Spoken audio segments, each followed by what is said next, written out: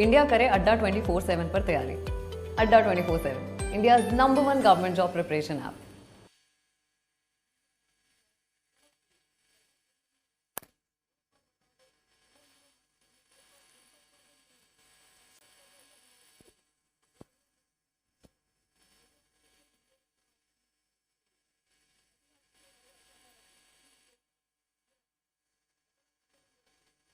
Hello everyone, welcome to UPSC Adda 24/7। मैं हूं अंकित चौधरी। 12 बज चुके हैं और आपके साथ में जुड़ गया हूं। 12 बज चुके हैं, आपके साथ में जुड़ गया हूं। एक बार सेशन को तेजी से शेयर कर दीजिएगा, एक बार लाइक कर दीजिएगा और उसके बाद जो है आज का सेशन शुरू करते हैं। आज एक मैराथन होने वाली है और मैराथन में पीवाईक्यूज, प्रीवियस ईयर क्वेश्चंस हम सॉल्व करने वाले हैं।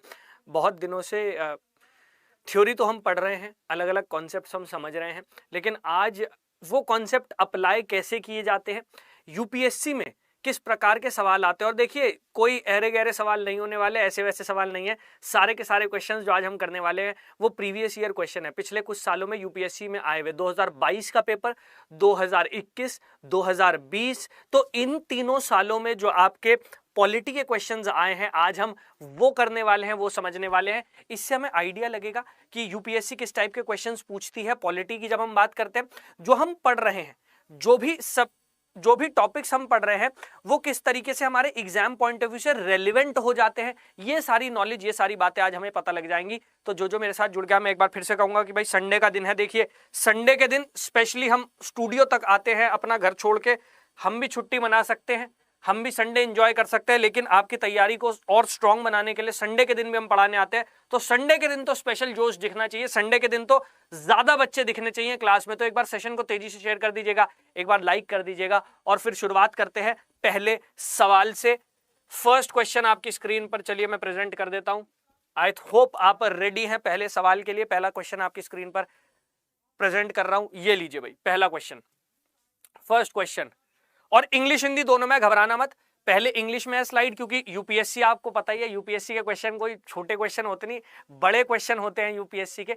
तो पहले इंग्लिश की स्लाइड आ जाएगी, फिर हिंदी की स्लाइड आ जाएगी, तो घबराइएगा बिल्कुल मत। चलिए क्वेश्चन पढ़ लीजिए। प्रणाम भाई, प्रणाम, good afternoon, good afternoon. If a particular area is brought under the 5th schedule of the Constitution of India, which one of the following statement best reflects the consequences of it? Hindi में देख लेते हैं। यदि किसी क्षेत्र को भारत के संविधान की 5वीं अनुसूची के अंतर्गत लाया जाता है, तो निम्नलिखित में से कौन सा कथन इसके परिणाम को सर्वोत्तम रूप से दर्शाता है? भैया बात हो रही है 5वीं अनुसूची की, 5th शेड्यूल की बात हो रही है, 5वीं अनुसूची की बात हो रही है, 5th शेड्यूल की बात हो रही है। गुड आफ्टरनून भाई। चलिए बताइए क्या होना चाहिए। मैं फिर कहूंगा, देखो यार, अगर मुझे क्लास में बच्चे नहीं दिखाई दिए, अगर मुझे क्लास में जोश नहीं दिखाई दिया, मैं 1 घंटे में क्लास क्लोज करके चला जाऊंगा। वैसे मुझे 2.5 घंटे तक क्लास चलानी है। अगर मुझे बच्चा नहीं दिखाई देगा, मैं 1 घंटे में क्लास बंद करूंगा, मैं भी चला जाऊंगा। यार, हमारे भी परिवार हैं, हमारी भी फैमिलीज हैं, हम भी संडे एंजॉय कर सकते हैं। अगर हम यहाँ आ रहे हैं, मेहनत कर रहे हैं, तो इसलिए कर रहे हैं कि बच्चे का कुछ फायदा हो। लेकिन अगर मुझे दिखाई देगा भैया कोई इंथुजियाज्म ही नहीं है, क्लास में बच्चा नहीं है, मैं बता रहा हूँ, मैं 1 घंटे में क्लोज करूंगा, मैं निकल लूंगा, कोई दिक्कत नहीं है मुझे। कल भी पढ़ाना है मुझे तो भैया कल पढ़ा लूंगा, कल भी 12 से 1 की मेरी क्लास होने वाली है, उस क्लास में पढ़ा लूंगा। हाँ भाई बताइए क्या होना चाहिए। सबसे पहली स्टेटमेंट, यह आदिवासी लोगों की भूमि को गैर आदिवासी लोगों को हस्तांतरित करने से रोकेगा। ठीक है, यह उस क्षेत्र में एक स्थानीय स्वशासी निकाय का निर्माण करेगा। ठीक है, यह उस क्षेत्र को केंद्र शासित प्रदेश में बदल देगा। चलिए नेक्स्ट है, ऐसे क्षेत्र वाले राज्यों को विशेष श्रेणी का एक राज्य घोषित किया जाएगा। बताओ भाई क्या है। Good afternoon. इंग्लिश में दिखा देता हूं फिर से। If a particular area is brought under 5th schedule of the Constitution of India, which one of the following statement best reflects the consequences of it? This would prevent the transfer of land of tribal people to non-tribal people. ये पहला है। This would create a local self-governing body in that area. This would convert that area into a union territory, or the state having such area would be declared a special category state.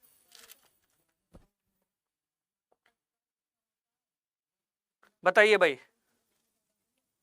विशाल गोयल जी, अगर मैं नहीं हूँगा तो आप सबका क्या होगा भाई? ये तो सबको सोचना चाहिए ना। हम भी संडे को घर छोड़ के आ रहे हैं, हम भी अपना संडे एक तरीके से देखा जाए तो काम में लगा रहे हैं। संडे की तो सबकी छुट्टी होती है, तो हमारी भी हो जानी चाहिए। हम भी संडे को छुट्टी ले सकते हैं, लेकिन हम जो यहाँ पर आते हैं वो बच्चों के लिए आते हैं। लेकिन अगर मुझे संडे के दिन बच्चा नहीं दिखाई देगा, मैं अगले संडे से मना कर दूंगा।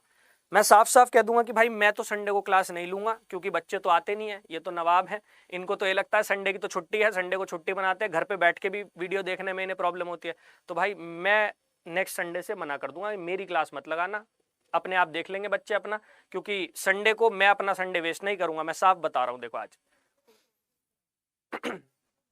ए के साथ जा रहे हैं आप लोग। चलिए मैं आंसर बता देता हूं आपको क्या होना चाहिए। देखिए सबसे पहले बात जो हो रही है वो 5th शेड्यूल की हो रही है, 5वीं अनुसूची की हो रही है। 5th शेड्यूल की हो रही है, 5वीं अनुसूची की हो रही है। 5th शेड्यूल 5वीं अनुसूची की बात हो रही है भैया, 5वीं अनुसूची। सबसे पहले तो आपको समझना है 5वीं अनुसूची किससे संबंधित है,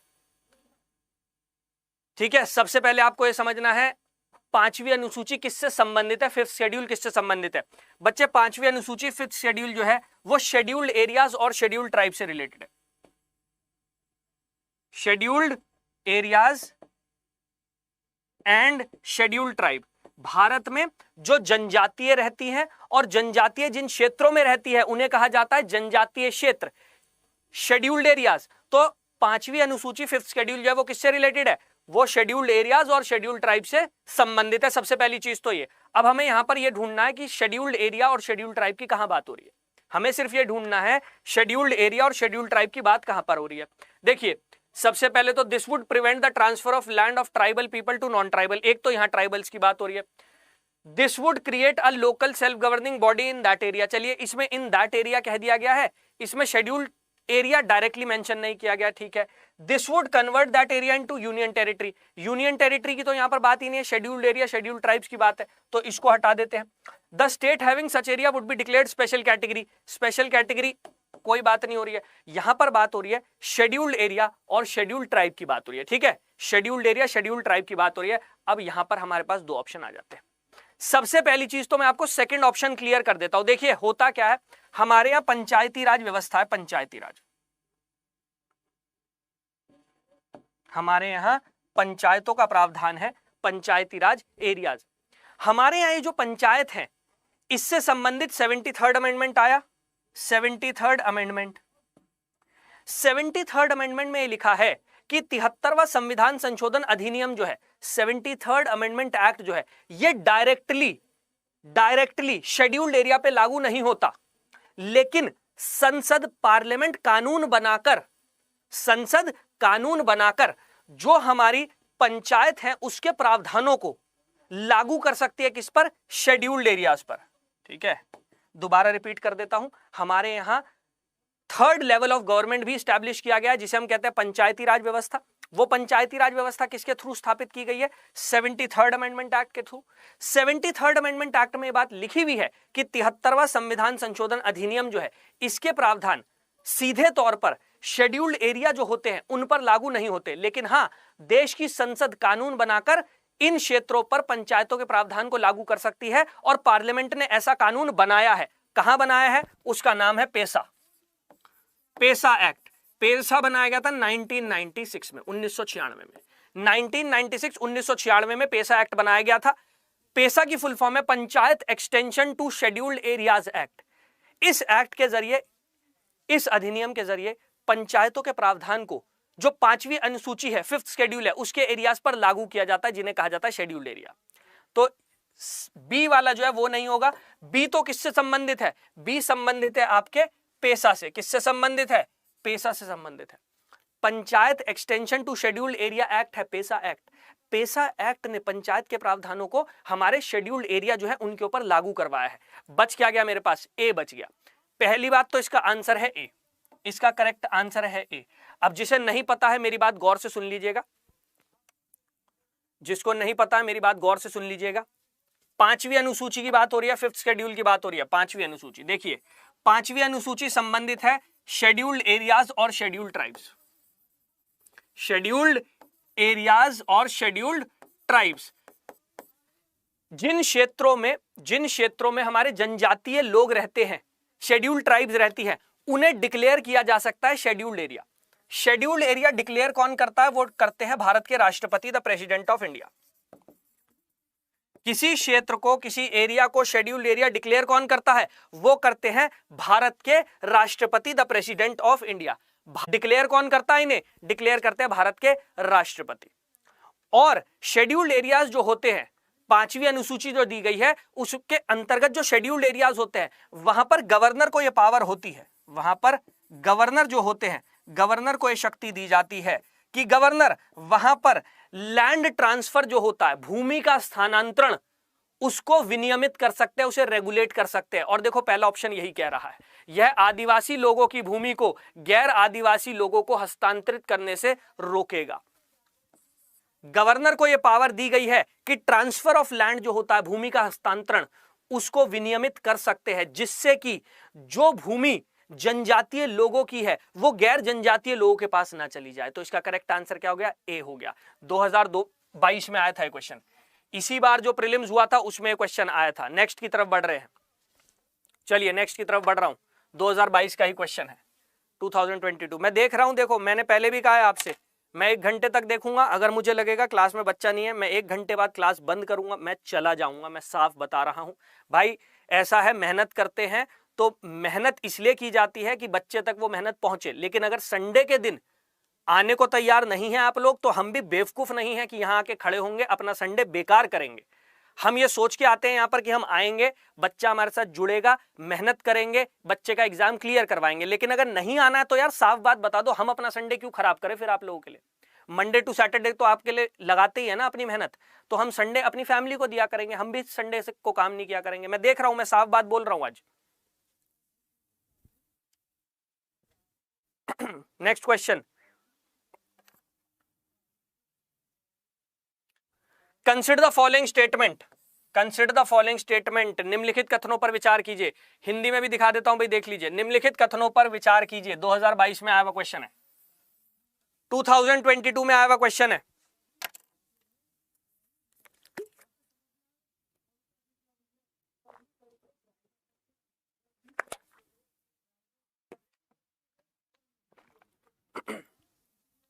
संविधान में संशोधन करने वाले विधेयक के लिए भारत के राष्ट्रपति की पूर्व सिफारिश की आवश्यकता होती है।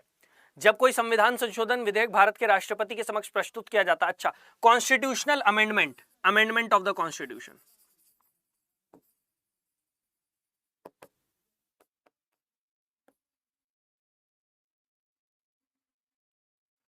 Amendment of the constitution Bharat के संविधान में संशोधन से संबंधित है।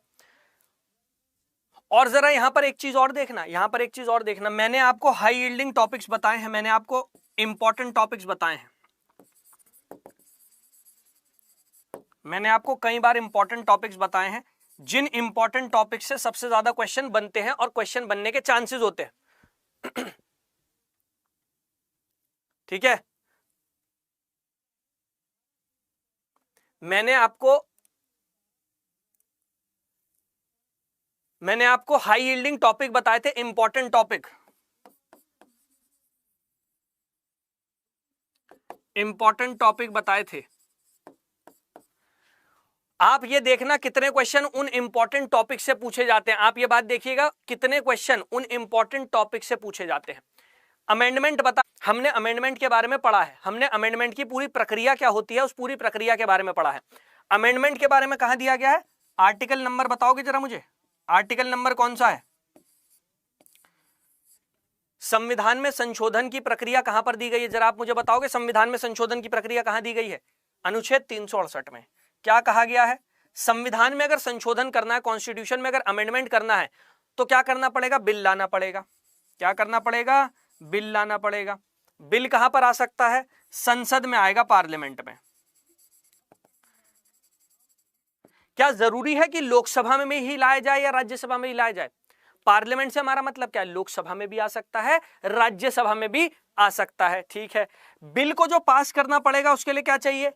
बिल को पास करने के लिए कौन सी मेजॉरिटी चाहिए? विशेष बहुमत, विशेष बहुमत, स्पेशल मेजॉरिटी, स्पेशल मेजॉरिटी।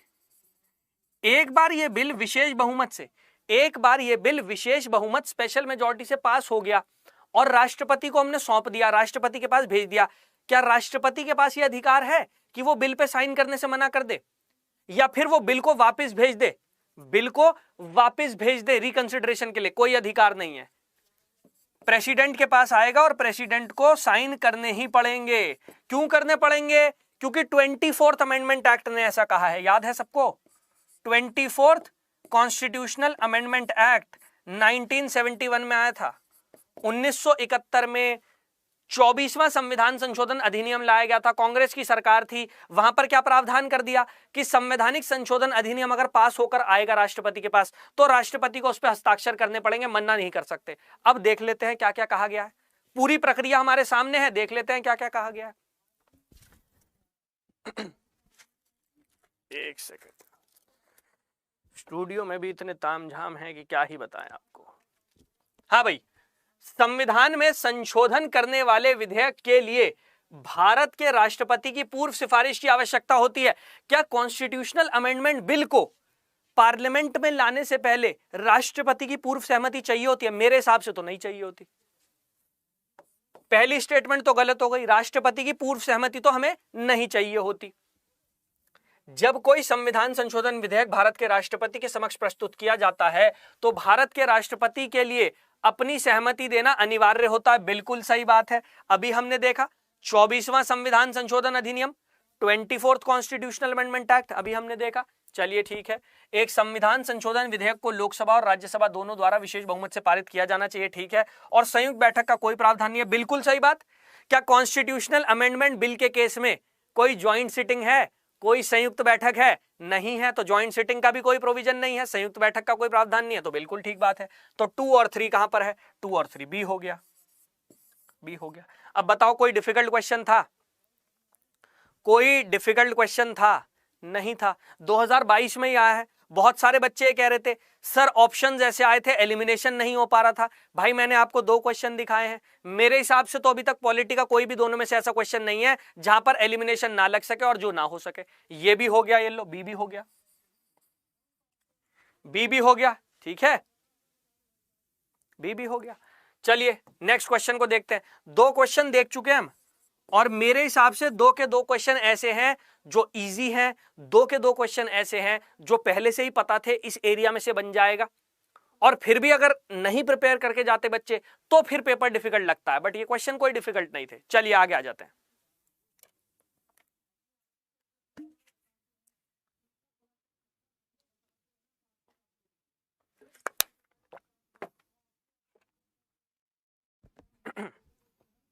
चलिए अगले सवाल की तरफ आते हैं।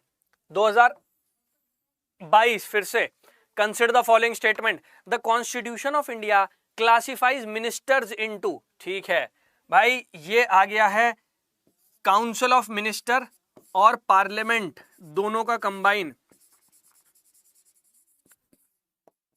और यूनियन एग्जीक्यूटिव और पार्लियामेंट मैंने पहले भी कहा हाई यील्डिंग टॉपिक है। यूनियन एग्जीक्यूटिव केंद्रीय कार्यकारिणी और संसद ये हाई यील्डिंग टॉपिक है, इससे क्वेश्चन बनते हैं। चलो बताओ क्या होना चाहिए। हिंदी में दिखा देता हूं सवाल। निम्नलिखित कथनों पर विचार कीजिए। भारत का संविधान मंत्रियों को 4 रैंकों, भारत का संविधान मंत्रियों को 4 रैंकों में वर्गीकृत करता है, अर्थात कैबिनेट मंत्री, स्वतंत्र प्रभार वाले राज्य मंत्री और उप मंत्री। प्रधानमंत्री सहित केंद्र सरकार में मंत्रियों की कुल संख्या लोकसभा में सदस्यों की कुल संख्या का 15% से अधिक नहीं होना चाहिए। बताओ भाई क्या होना चाहिए, बताओ भाई क्या होना चाहिए।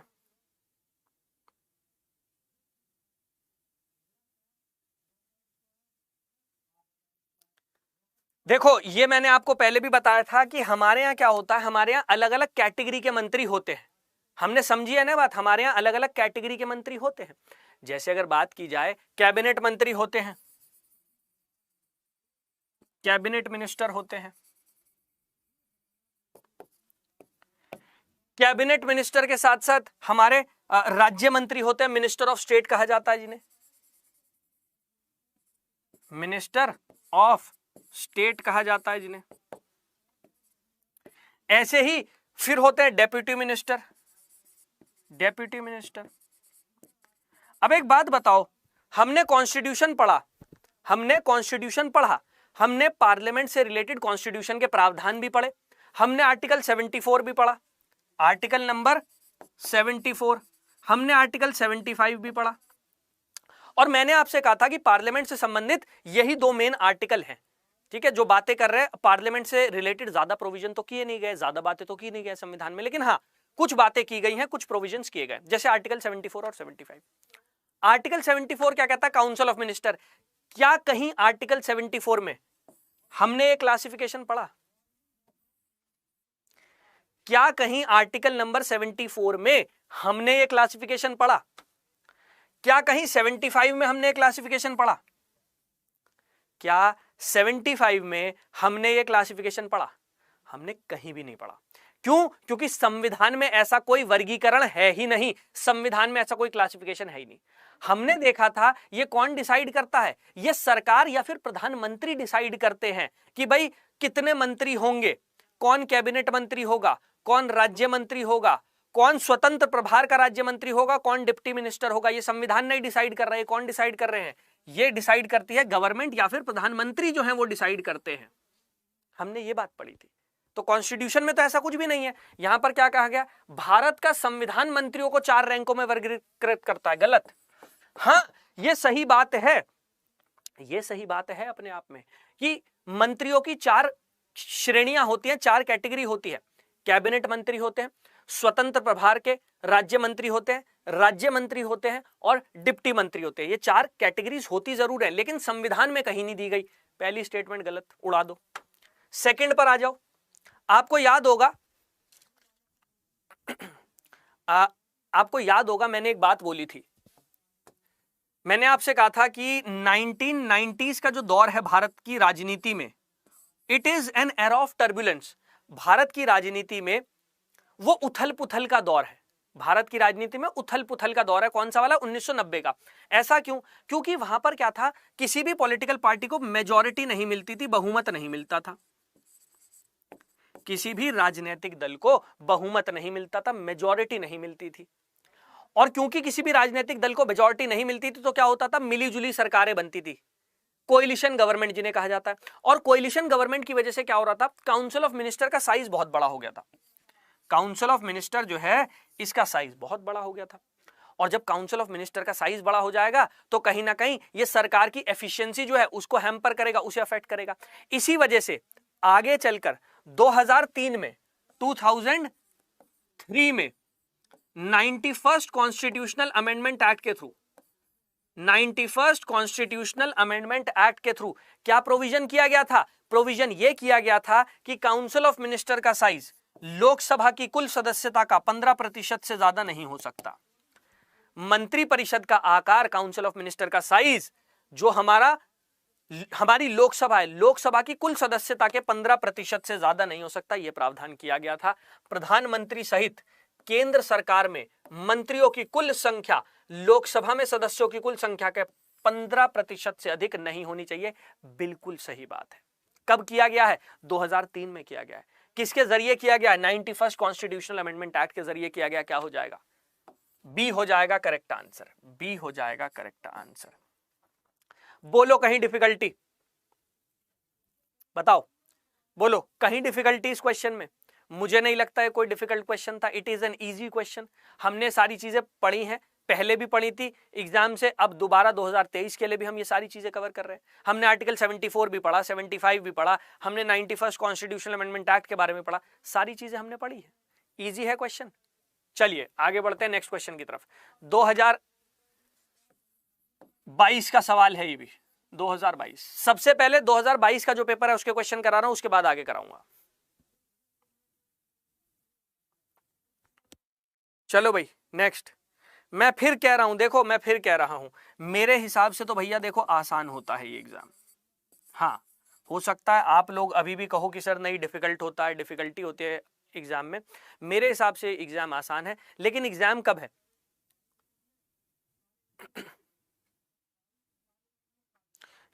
लेकिन एग्जाम इजी कब है? जब आपके कॉन्सेप्ट क्लियर हैं,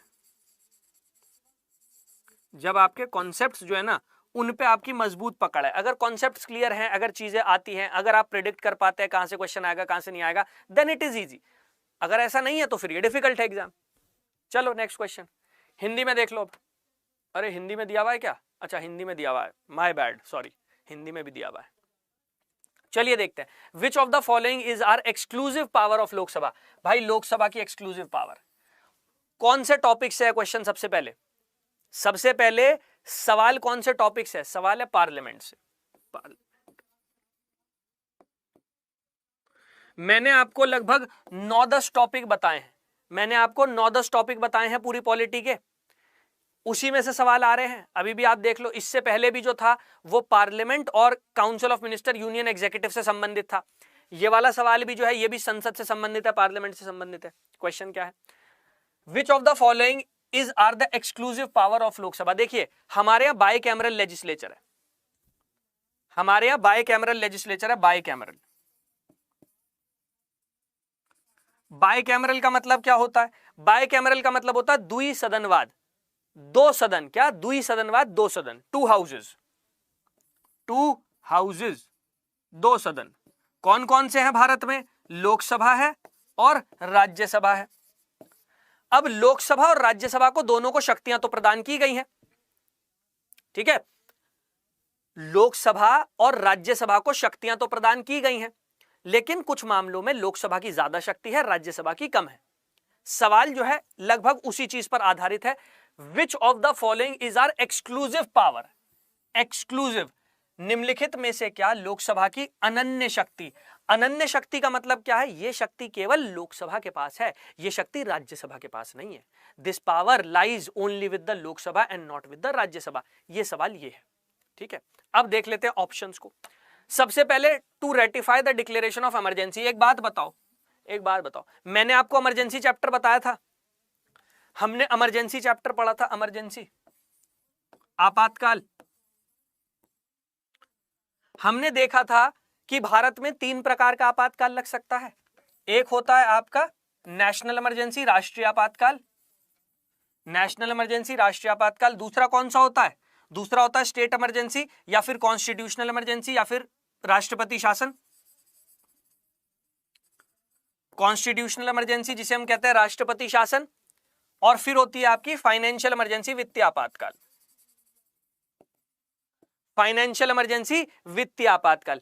देखा था हमने देखा था तीनों ही आपातकालों को आपको संसद से अप्रूव कराना पड़ता है। किससे अप्रूव कराना पड़ता है? पार्लियामेंट। हमने ये देखा था तीनों ही आपातकालों को हमें किससे अप्रूव कराना पड़ता है, किससे मंजूरी लेनी पड़ती है? हमें मंजूरी लेनी पड़ती है किससे? संसद से, पार्लियामेंट से। देखी थी ये बात? अब देख लो, to ratify the declaration of emergency. क्या सिर्फ लोकसभा के रेटिफिकेशन से इमरजेंसी कंटिन्यू हो जाएगी? नहीं, इमरजेंसी तो तभी आगे कंटिन्यू होती है जब लोकसभा राज्यसभा दोनों से रेटिफाई करेंगे, दोनों मंजूरी देंगे।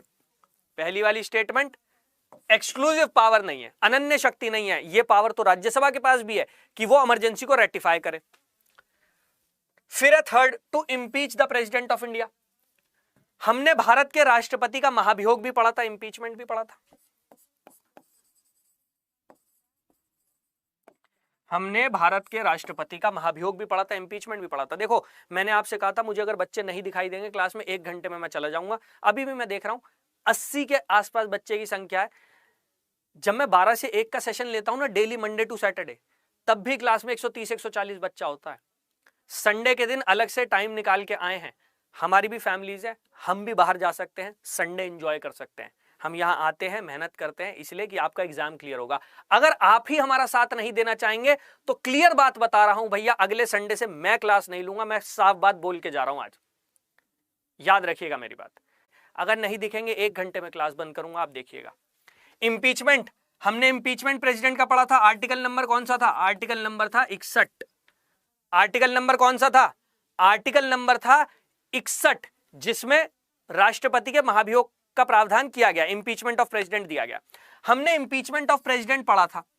महाभियोग की प्रक्रिया क्या होती है? महाभियोग की प्रक्रिया क्या होती है? महाभियोग की प्रक्रिया क्या होती है? इंपीचमेंट का पूरा प्रोसीजर होता है। पहले क्या करना पड़ता है? रेजोल्यूशन लाना पड़ता है। पहले क्या करना पड़ता है? रेजोल्यूशन लाना पड़ता है। कहां पर आएगा रेजोल्यूशन? लोकसभा में भी आ सकता है, राज्यसभा में भी आ सकता है। और अगर आप राष्ट्रपति को महाभियोग के जरिए हटाना चाहते हैं तो फिर लोकसभा और राज्यसभा दोनों से वो रेजोल्यूशन पारित कराना पड़ेगा। ये जो प्रस्ताव है ये हमें लोकसभा और राज्यसभा दोनों से पारित कराना पड़ेगा। ऐसा नहीं हो सकता कि केवल लोकसभा पास कर दे, राष्ट्रपति को हटा दिया जाएगा ना। लोकसभा राज्यसभा दोनों से पारित कराना पड़ेगा। क्या कहा गया है तीसरी स्टेटमेंट में? To impeach the president of India. Exclusive power तो नहीं है, अनन्य शक्ति नहीं है, राज्यसभा के साथ मिलकर हटा सकते हैं। 1 और 3 तो है ही नहीं, 1 भी नहीं है, 3 भी नहीं है, बच गया मेरे पास 2। और देखो इसका आंसर डायरेक्टली भी निकल सकता था, तो मैंने आपको समझाने के लिए सारी चीजें समझाई हैं। इसका आंसर डायरेक्टली भी निकल सकता था 2। कैसे? आप याद करो, मैंने आपको एक छोटी सी बात समझाई है। मैंने आपसे कहा है आर्टिकल नंबर 75 का सब पार्ट 3, आर्टिकल नंबर 75 का सब पार्ट 3, इसे क्या कहा जाता है, क्या माना जाता है? इसे माना जाता है फाउंडेशन स्टोन। इसे कहा जाता है फाउंडेशन स्टोन। किसका? पार्लियामेंट्री फॉर्म ऑफ गवर्नमेंट का, संसदीय सरकार का नींव का पत्थर। क्यों? 75(3) कहता है collective responsibility.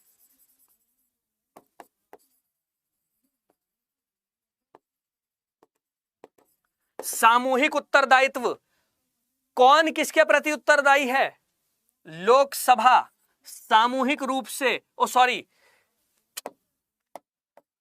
Council of minister सामूहिक तौर पर लोकसभा के प्रति उत्तरदायी है। और इसी वजह से लोकसभा चाहे तो सरकार को हटा सकती है। कैसे?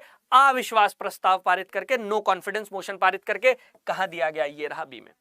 तो याद रखिएगा, it is the council of minister that is collectively responsible to the Lok Sabha, and because it is collectively responsible to the Lok Sabha, that is why Lok Sabha has the power to remove the government through no confidence motion। तो correct answer क्या हो जाएगा? B हो जाएगा। सारी चीजें class में पढ़ी या नहीं पढ़ी ये बता दो। सारी चीजें हमने क्लास में पढ़ी हैं या नहीं पढ़ी हैं ये बता दो आप मुझे।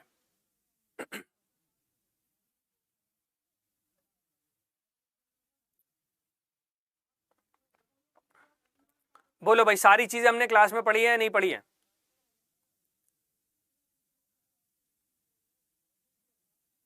सारे प्रोविजन पढ़े?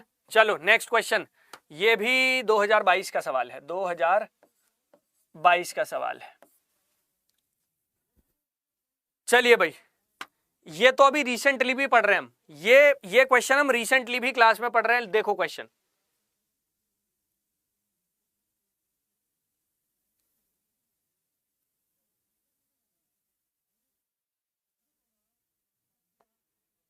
ये क्वेश्चन तो हम अभी भी क्लास में पढ़ रहे हैं, ये प्रोविजंस क्लास में पढ़ रहे हैं।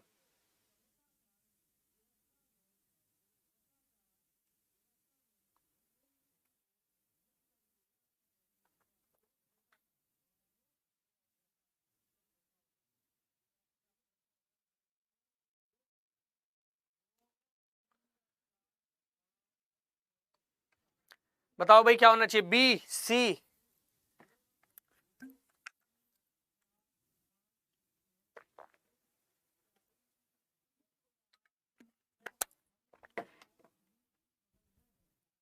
ठीक है, किसकी बात हो रही है? एंटी डिफेक्शन कानून की बात हो रही है। Anti defection law, anti defection law class में कर रहे हैं। एंटी डिफेक्शन लॉ जो है क्लास में हम पढ़ रहे हैं, अभी क्लास में हम कर रहे हैं, है ना? चलिए देख लेते हैं। हमने देखा था कि जो एक सांसद होते हैं, हमने देखा था जो एक सांसद होते हैं, जो मेंबर ऑफ पार्लियामेंट होते हैं, इनको डिस्क्वालीफाई किया जा सकता है। सांसद जो होते हैं ना, डिस्क्वालीफाई किया जा सकता है ना? जो सांसद है हमारे, इन्हें डिस्क्वालीफाई किया जा सकता है। और हमने ये भी देखा था डिस्क्वालिफिकेशन के लिए प्रोविजन है, कहां दिए गए हैं, कहां दिए गए हैं जरा बताओगे? आर्टिकल नंबर 102 में, आर्टिकल नंबर 102 में किसी सांसद को, किसी मेंबर ऑफ पार्लियामेंट को डिस्क्वालीफाई करना है तो उसके आधार दिए गए हैं, ग्राउंड दिए गए हैं, है ना। इसमें एक आधार हमने देखा है डिफेक्शन वाला भी है, एक आधार जो है वो डिफेक्शन वाला भी है। एंटी डिफेक्शन लॉ ऐड किया गया था, एंटी डिफेक्शन लॉ हमने देखा था, एंटी डिफेक्शन लॉ हमने देखा था, एंटी डिफेक्शन लॉ जोड़ा गया है संविधान में कब? 52nd कॉन्स्टिट्यूशनल अमेंडमेंट एक्ट 1985, 1985 में, 1985 में, 1985 में 52nd कॉन्स्टिट्यूशनल अमेंडमेंट एक्ट 52वें संविधान संशोधन अधिनियम के द्वारा इसको जोड़ा गया था संविधान में। एंटी डिफेक्शन पे डिसीजन कौन लेता है भाई? डिफेक्शन के आधार पर अगर डिस्क्वालीफाई करना है तो डिसीजन कौन लेता है? प्रिजाइडिंग ऑफिसर, जैसे स्पीकर हो गए, स्पीकर हो गए या चेयरमैन हो गए, है ना, हमने देखा था। और हमने ये भी देखा था डिफेक्शन के कुछ ग्राउंड भी दिए गए हैं, डिफेक्शन के कुछ आधार भी दिए गए हैं, जहां पर एक आधार ये था जो नॉमिनेटेड मेंबर होता है, कौन? नॉमिनेटेड मेंबर, मनोनीत सदस्य, नॉमिनेटेड मेंबर, मनोनीत सदस्य जो होता है वो मनोनीत होने के, नॉमिनेट होने के 6 महीने के अंदर अंदर किसी राजनीतिक दल का हिस्सा बन सकता है। मतलब अगर वो आज नॉमिनेट हुआ है तो आज से 6 मंथ्स के अंदर अंदर वो किसी पॉलिटिकल पार्टी का मेंबर बन सकता है, लेकिन 6 महीने खत्म होने के बाद, 6 महीने समाप्त होने के बाद वो किसी राजनीतिक दल का हिस्सा नहीं बन सकता। ये हमने देखा था। अगर वो ऐसा करता है तो वो डिस्क्वालीफाई हो जाएगा। अब आ जाओ, क्वेश्चन देख लो, सवाल क्या है? The law specifies that a nominated legislature can not join any political party with in 6 months. गलत। 6 महीने के भीतर भीतर तो वो ज्वाइन कर सकता है, 6 महीने के बाद ज्वाइन नहीं कर सकता। पहली स्टेटमेंट गलत। सेकंड वाली, एक बात बताओ, अगर कोई टाइम फ्रेम होता, अगर कोई टाइम फ्रेम होता जिस टाइम के अंदर स्पीकर को डिसीजन देना है या फिर चेयरमैन को डिसीजन देना है, अगर ऐसा कुछ होता तो क्या हम इसके बारे में पढ़ते नहीं? क्या हमने कहीं पढ़ा कि ऐसा कोई टाइम फ्रेम है, टाइम लिमिटेशंस है? हमने नहीं पढ़ा। अगर हमने नहीं पढ़ा तो इसका मतलब क्या हुआ? ऐसा कोई प्रोविजन नहीं है। The law does not provide any time frame. बिल्कुल सही बात है। करेक्ट आंसर क्या हो जाएगा? बी हो जाएगा। देखो, जो हमने पढ़ा है ना, जो हम लोगों ने पढ़ा है, जो हमने समझा है, किताबों में पढ़ा है, उस पर थोड़ा भरोसा रखिए, उस पर कॉन्फिडेंस रखिए कि हाँ यार हमने बात पढ़ी है। अगर हमने ये नहीं पढ़ा तो इसका मतलब ये प्रावधान नहीं है। जब आप वो भरोसा रख पाओगे, जब आप वो कॉन्फिडेंस रख पाओगे, तभी आप करेक्ट आंसर्स की तरफ जा पाओगे। करेक्ट आंसर क्या हो गया? बी हो गया। ठीक है, एंटी डिफेक्शन लॉ हमने पढ़ा। एंटी डिफेक्शन लॉ कहां दिया गया? 102 में दिया गया आर्टिकल में। और 10th शेड्यूल, 10वीं अनुसूची, 10वीं अनुसूची जोड़ी गई थी ना, 10th शेड्यूल, तो 10th शेड्यूल में दिया गया है। और आर्टिकल 102, डिसीजन कौन लेता है? डिसीजन मेकिंग अथॉरिटी होती है प्रिजाइडिंग ऑफिसर के पास। चलो नेक्स्ट क्वेश्चन पर आ जाते हैं। क्वेश्चन नंबर 6, 2022 का सवाल है। अटॉर्नी जनरल के ऊपर सवाल था। अटॉर्नी जनरल यूनियन एग्जीक्यूटिव का हिस्सा होते हैं।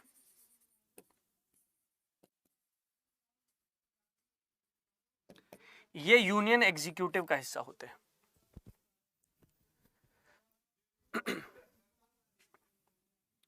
चलिए भैया next question, question number 6।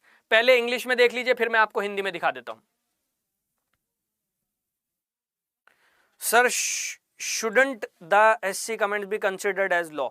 How can Supreme Court's comment be considered as law? आप मुझे बता दीजिए किस लॉजिक के हिसाब से आप ये बोल रहे हैं कि उसको लॉ करार दे देना चाहिए। आप मुझे पहले वो लॉजिक समझा दो, मैं आपको आंसर दे देता हूं। क्वेश्चन नंबर 6 2022 का ही क्वेश्चन है, 2022 में आया है। शिवानी जी, जो मैंने पढ़ा है अगर आप उतना पढ़ के चले जाओगे तो पॉलिटी में एटलीस्ट जितने क्वेश्चन आएंगे आप उतने क्वेश्चन कर पाओगे। जितने क्वेश्चन मेरे सब्जेक्ट में आएंगे आप उतने क्वेश्चन करके आओगे और सही करके आओगे, अगर आप उतना भी पढ़ के जाते हो तो।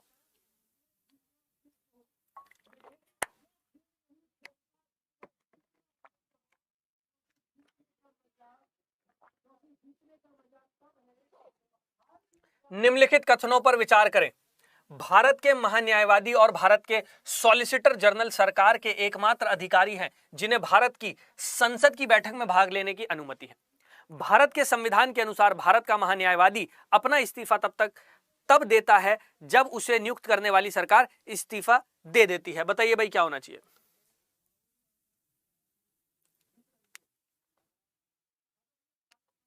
हाँ भाई बताइए क्या होना चाहिए? D C. चलो कोई बात नहीं, सबसे पहले तो यही देख लेते हैं। अटॉर्नी जनरल की बात हो रही है। देखो, यूनियन एग्जीक्यूटिव, मैंने आपको पहले भी बताया है, यूनियन एग्जीक्यूटिव इंपॉर्टेंट है। यूनियन एग्जीक्यूटिव पे बार बार सवाल बनते हैं। यूनियन एग्जीक्यूटिव में आता कौन कौन है, मैं फिर से एक बार आपको रिमाइंड करा देता हूं। यूनियन एग्जीक्यूटिव में आते हैं हमारे प्रेसिडेंट। कौन कौन आता है? हमारे राष्ट्रपति प्रेसिडेंट, हमारे वाइस प्रेसिडेंट आते हैं, हमारा पूरा का पूरा काउंसिल ऑफ मिनिस्टर आता है, जिस काउंसिल ऑफ मिनिस्टर में प्रधानमंत्री भी शामिल है, और इसके साथ साथ हमारे अटॉर्नी जनरल जो है वो भी आते हैं। भारत के महान्यायवादी जो है वो भी इसमें शामिल होते हैं। बार बार इसी से सवाल बनते हैं, आप इसे आराम से पढ़ के जाएंगे, क्वेश्चन आप सॉल्व कर पाएंगे। अब देख लीजिए सवाल, मैं आपको बताता हूं सवाल का जवाब क्या होना चाहिए और कैसे निकलना चाहिए। एक सेकंड, सवाल का जवाब क्या होना चाहिए, कैसे निकलना चाहिए, मुझे एक सेकंड दीजिए, मैं आपको समझा देता हूं।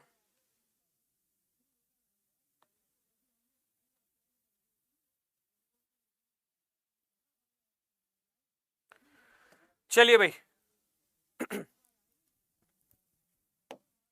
देखिए, सबसे पहले तो बात की जा रही है अटॉर्नी जनरल, एजी, अटॉर्नी जनरल। अटॉर्नी जनरल के बारे में मैंने आपको क्लास में बताया है, क्लास में समझाया है।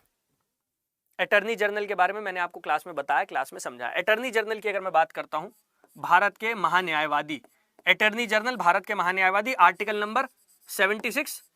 हाँ भाई, अटॉर्नी जनरल के बारे में कहा दिया गया है, अटॉर्नी जनरल की नियुक्ति के बारे में कहा दिया गया है, जहां तक मुझे याद आता है दिया गया है आर्टिकल नंबर 76 में, अनुच्छेद 76 में। अनुच्छेद 76 क्या कहता है? अनुच्छेद 76 ये कहता है कि भारत में एक अटॉर्नी जनरल होंगे, महान्यायवादी होंगे, जिनकी नियुक्ति कौन करेगा? प्रेसिडेंट करेंगे। कौन अपॉइंट करेगा? भारत के राष्ट्रपति करेंगे, है ना, यही कहा जाता है।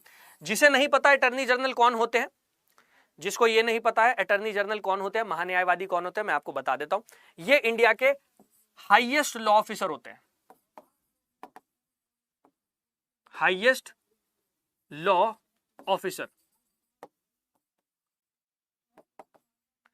ये भारत के ठीक है, ये होते हैं इंडिया के highest law officer. Highest law officer से मतलब ये है, ये भारत की जो केंद्र सरकार है, भारत की केंद्र सरकार जो है, सेंट्रल गवर्नमेंट, केंद्र सरकार, ये भारत की केंद्र सरकार को कानूनी मामलों में सलाह देने का काम करते हैं। क्या काम करते हैं? ये भारत की केंद्र सरकार को कानूनी मामलों में सलाह देने का काम करते हैं। इसके साथ साथ सुप्रीम कोर्ट में कोई भी ऐसा मामला चल रहा हो, सुप्रीम कोर्ट में कोई भी ऐसा मामला चल रहा हो, कोई भी ऐसा केस चल रहा हो जिसमें हमारी केंद्र सरकार एक पार्टी हो, एक पक्ष हो, तो क्या होता है, ये उस मामले में केंद्र सरकार के पक्षकार होते हैं। तो ये सेंट्रल गवर्नमेंट को रिप्रेजेंट करते हैं। कहां पर? आपकी सुप्रीम कोर्ट में, किसी भी ऐसे मामले में जो केंद्र सरकार के खिलाफ चल रहा होता है, वो होते हैं अटॉर्नी जनरल। ठीक है, अटॉर्नी जनरल को कुछ प्रिविलेजेस दिए जाते हैं, अटॉर्नी जनरल को कुछ विशेषाधिकार, प्रिविलेज दिए जाते हैं, जिसमें एक विशेषाधिकार यह है कि अटॉर्नी जनरल आपकी जो संसद है, संसद की कार्रवाई में हिस्सा ले सकते हैं, अपनी बात रख सकते हैं, उनको यह पावर दी जाती है। तो अटॉर्नी जनरल के पास यह पावर है कि वो संसद की कार्रवाई में हिस्सा ले सके, अपनी बात रख सके। लेकिन ये जो दूसरा ऑफिस लिखा है ना, सॉलिसिटर जनरल, सॉलिसिटर जनरल, पहली बात तो ये, सॉलिसिटर जनरल का ऑफिस कॉन्स्टिट्यूशन में मेंशन ही नहीं है, not mentioned in the constitution.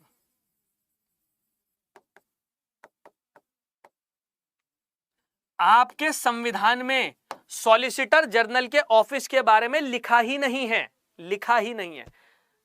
Attorney general of India and solicitor general R the only officers of the government of India who allowed participate in the meeting of parliament. ना, solicitor general जैसा तो कोई पद होता ही नहीं है संविधान के हिसाब से। सॉलिसिटर जनरल को कोई ऐसी पावर नहीं, अटॉर्नी जनरल को है।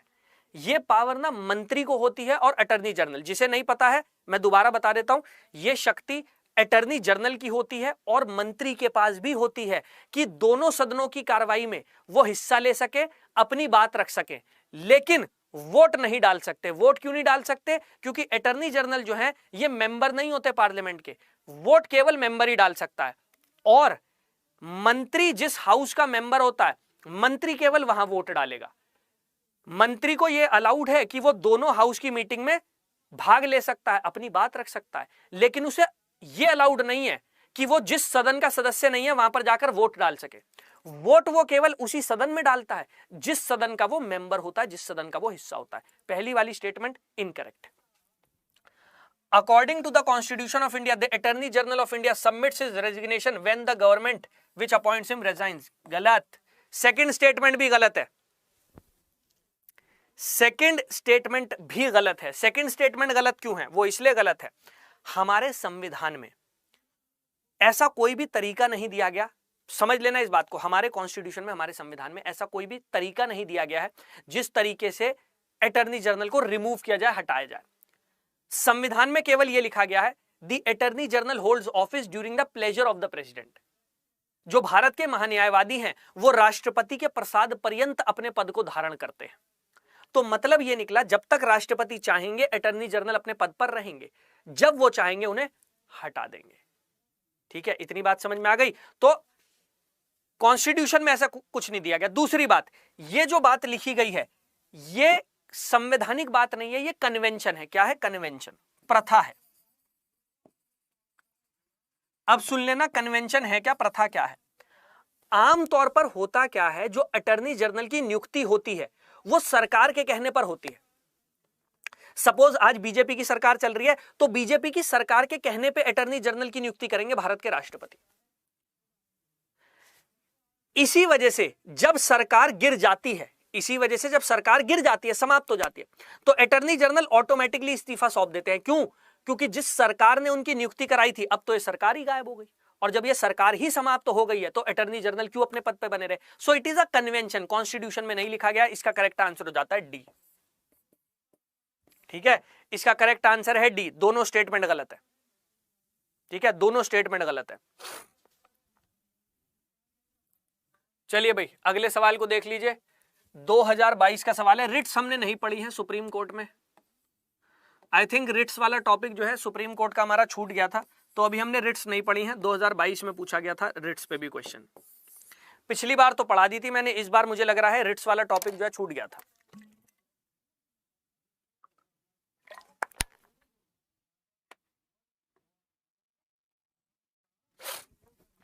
चलिए भाई, रिट क्षेत्राधिकार की बात हो रही है, मैं हिंदी में भी दिखा देता हूं, ये लीजिए, हिंदी में भी देख लीजिए।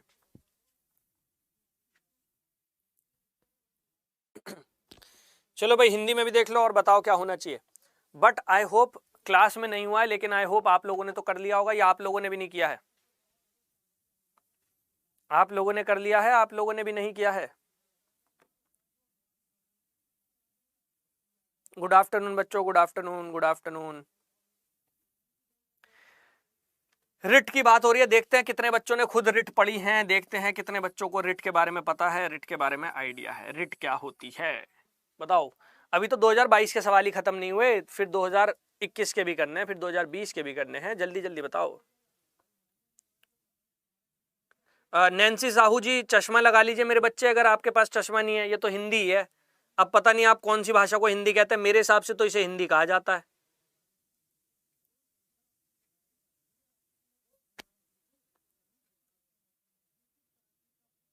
मेरे हिसाब से तो ये हिंदी भाषा होती है। अब पता नहीं आप कौन सी हिंदी भाषा कहना चाह रहे हो मेरे बच्चे। मुझे तो यही हिंदी पढ़ाई गई है, यही हिंदी समझाई गई है, मैं इसी को हिंदी कहता हूं। आप बता दो कौन सी होती है और हिंदी।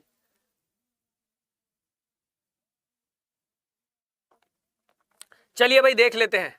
रिट की बात हो रही है, परमादेश की रिट की बात हो रही है, परमादेश की रिट की बात हो रही है। और दूसरी वाली कौन सी है? Quo warranto, quo warranto, quo warranto.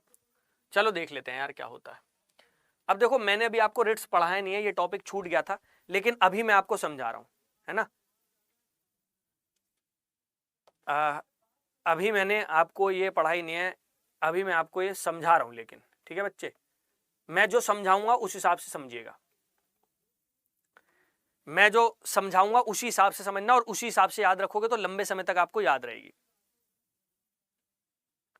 ठीक है, जो मैं समझाऊंगा उसी तरीके से याद रखना, लंबे समय तक ये बात याद रहेगी आपको। पहले तो रिट होती क्या है, ठीक है, रिट होती क्या है, देखिए writ is basically a type of order of the court. आप रिट को एक तरीके से जो हमारी न्यायपालिका है उसका आदेश मान सकते हैं, आदेश, ऑर्डर। जिस आदेश या ऑर्डर के जरिए हमारी जो न्यायपालिका है, हमारी न्यायपालिका जो है इसी आदेश के जरिए, इसी ऑर्डर के जरिए हमारे अधिकार जो होते हैं, राइट्स जो होते हैं, उन्हें लागू करवाती है, अधिकारों को लागू कराती है। ठीक है, तो सपोज आपसे आपके अधिकार छीने जा रहे हैं, सपोज आपसे आपके अधिकार छीने जा रहे हैं, तो आप क्या कर सकते हैं, आप कोर्ट के पास जा सकते हैं। जैसे अनुच्छेद 32, आर्टिकल नंबर 32, अनुच्छेद 32, अनुच्छेद 32 के तहत अगर आपसे आम अधिकारों जिन्हें कानूनी अधिकार कह दिया जाता है, तो आप कहां चले जाइए, आप चले जाइए हाई कोर्ट के पास। तो अनुच्छेद 32 और अनुच्छेद 226 के तहत आप क्या कर सकते हैं, अगर आपके मौलिक अधिकार छीने जा रहे हैं, आप सुप्रीम कोर्ट या हाई कोर्ट के पास जा सकते हैं। और अगर आपके विधिक या सांविधिक या स्टैट्यूटरी लीगल राइट्स जिन्हें कहा जाता है वो छीने जा रहे हैं, तो आप हाई कोर्ट के पास जा सकते हैं 226 के तहत। कोर्ट क्या करती है, कोर्ट जारी करती है रिट। क्या जारी करती है, रिट। और इस रिट के माध्यम से न्यायपालिका कोर्ट आपको आपके अधिकार दिलाती है। इसीलिए मैंने कहा रिट क्या है, रिट एक प्रकार का आदेश है। इस आदेश के माध्यम से न्यायपालिका आपको आपके अधिकार दिलाने का कार्य करती है। इतनी बात क्लियर हो गई। अब आपकी जो रिट होती है ये अलग अलग प्रकार की होती है। मैंडेटरी, मैंडेमस वर्ड जो है ये किसके जैसा लग रहा है, ये लग रहा है मैंडेटरी के जैसा। मैंडेटरी का मतलब समझते हो आप लोग, बोलो मैंडेटरी का अर्थ समझते हो, मैंडेटरी का मतलब क्या होता है, जरा मुझे बताओ। मैंडेटरी का मतलब क्या होता है, इसका मीनिंग बताओ मुझे जरा, इसका मीनिंग बताओ। You'll have to do this, compulsory है ये,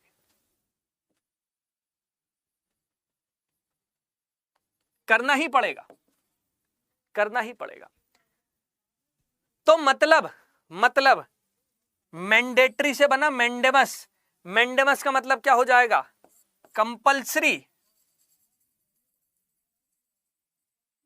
कंपल्सरी कि ये कंपल्सरी है, आपको करना पड़ेगा। और कंपल्सरी करने के लिए क्या करते हो आप, वी कमांड, आदेश देते हो ना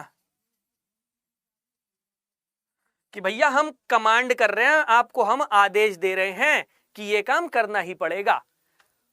मैंडेमस में क्या होता है, मैंडेमस में एक न्यायपालिका किसी सरकारी कर्मचारी को या किसी पब्लिक ऑफिस को या फिर किसी पब्लिक कंपनी को या फिर किसी निचली न्यायपालिका को यह आदेश देती है कि भैया ये ड्यूटी बाध्यकारी है तुम्हारे ऊपर, तुम्हें ये ड्यूटी डिस्चार्ज करनी पड़ेगी, ये काम तुम्हें ये काम करना ही पड़ेगा। क्यों, क्योंकि ये बाध्यकारी है तुम्हारे ऊपर।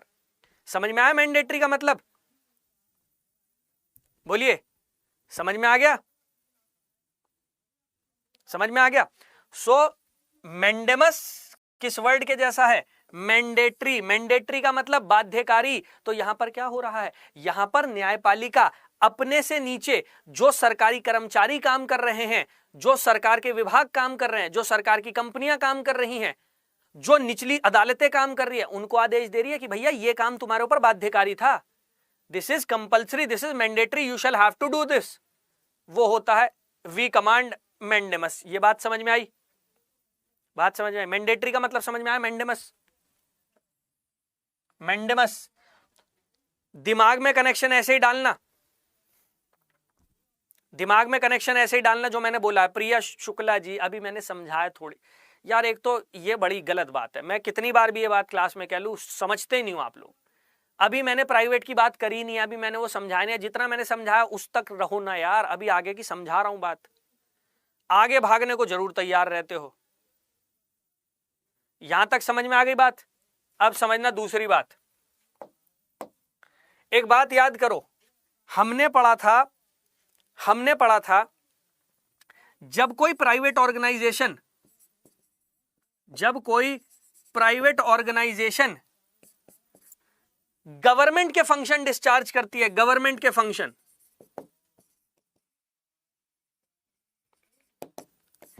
जब कोई निजी संस्था सरकारी कार्य करती है तो वो किसकी डेफिनेशन में आ जाती है? स्टेट की डेफिनेशन में। याद है, राज्य की परिभाषा में आ गई थी।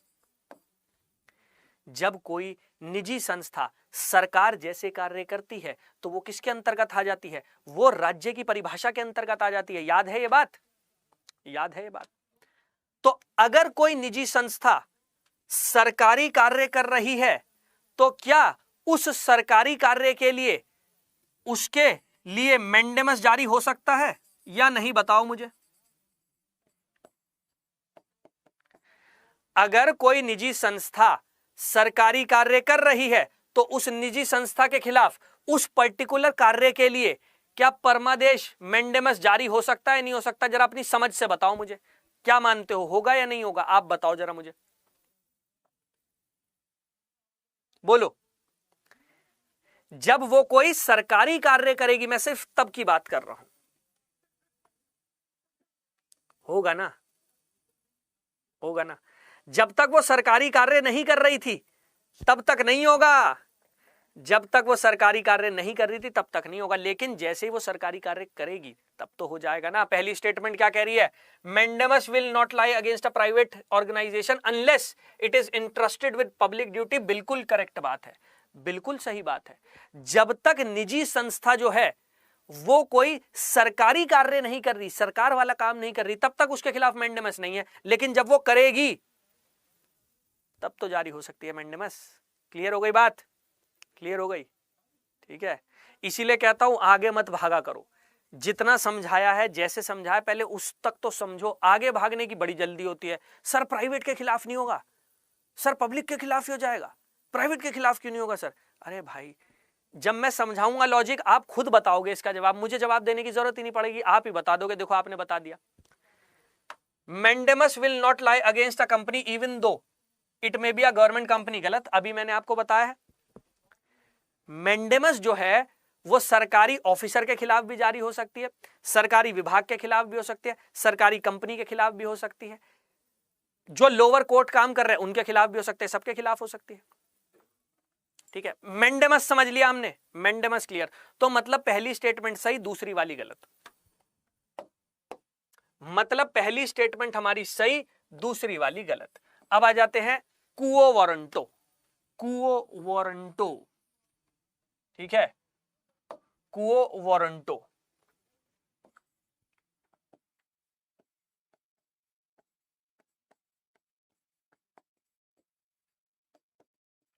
अब समझ लेते हैं क्वो वारंटो क्या है। अब समझ लेते हैं क्वो वारंटो क्या होता है। भाई देखो, क्वो क्वो कैसा लग रहा है? क्वो ऐसा नहीं लग रहा किसके, क्यों, किसके? हाँ भाई, जरा मुझे बताओ, जब मैं ये बोल रहा हूं क्वो, तो ऐसा नहीं लग रहा क्यों, किसके, इस टाइप का साउंड कर रहा है वो। और वारंटो मतलब वारंट,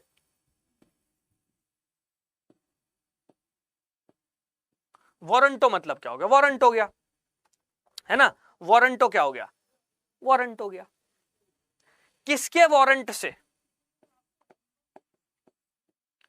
किसके वारंट से? भाई वारंट जो जारी करता है वो तो वही कर सकता है जिसके पास वारंट जारी करने की अथॉरिटी हो। बताओ भाई,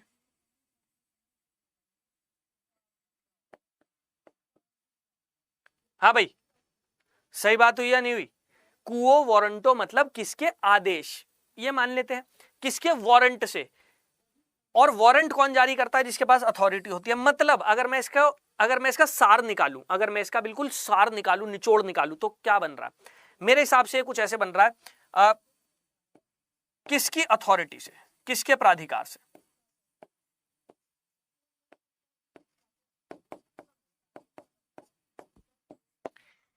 किसके प्राधिकार से, इसका मतलब यह बनता है। अब देखो क्वो वारंटो क्या होता है। क्वो वारंटो का मतलब क्या होता है? क्वो वारंटो का सिंपल मतलब यह होता है by what authority, by what authority. By what warrant, by what warrant, किस प्राधिकार से, किस अथॉरिटी से, किसके आदेश से आप इस पब्लिक ऑफिस में बैठे हैं, आपको किसने यहां पर नियुक्त किया, किस प्राधिकार से आप इस पब्लिक ऑफिस को ऑक्यूपाई कर रहे हैं। तो ये जो जारी की जाती है ये कोर्ट की तरफ से की जाती है किसी पब्लिक ऑफिशियल को, उससे ये पूछने के लिए कि भाई किसके वारंट, किसके वारंट, किसकी अथॉरिटी से आप यहां पर बैठे हैं, इस पब्लिक ऑफिस में बैठे हैं, किसने आपको शक्ति दी कि आप इस पब्लिक ऑफिस को ऑक्यूपाई करेंगे। ये होता है क्वो वारंट। तो समझ में आई बात? ठीक है, समझ में आ गई बात? तो हमने दो चीजें समझी यहां पर, हमने समझी मैंडेमस और हमने समझी क्वो वारंटो।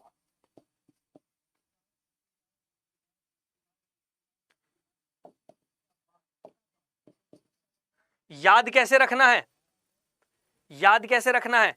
मैंडेमस मैंडेटरी, बाध्यकारी है तुम्हारे ऊपर यह काम करना।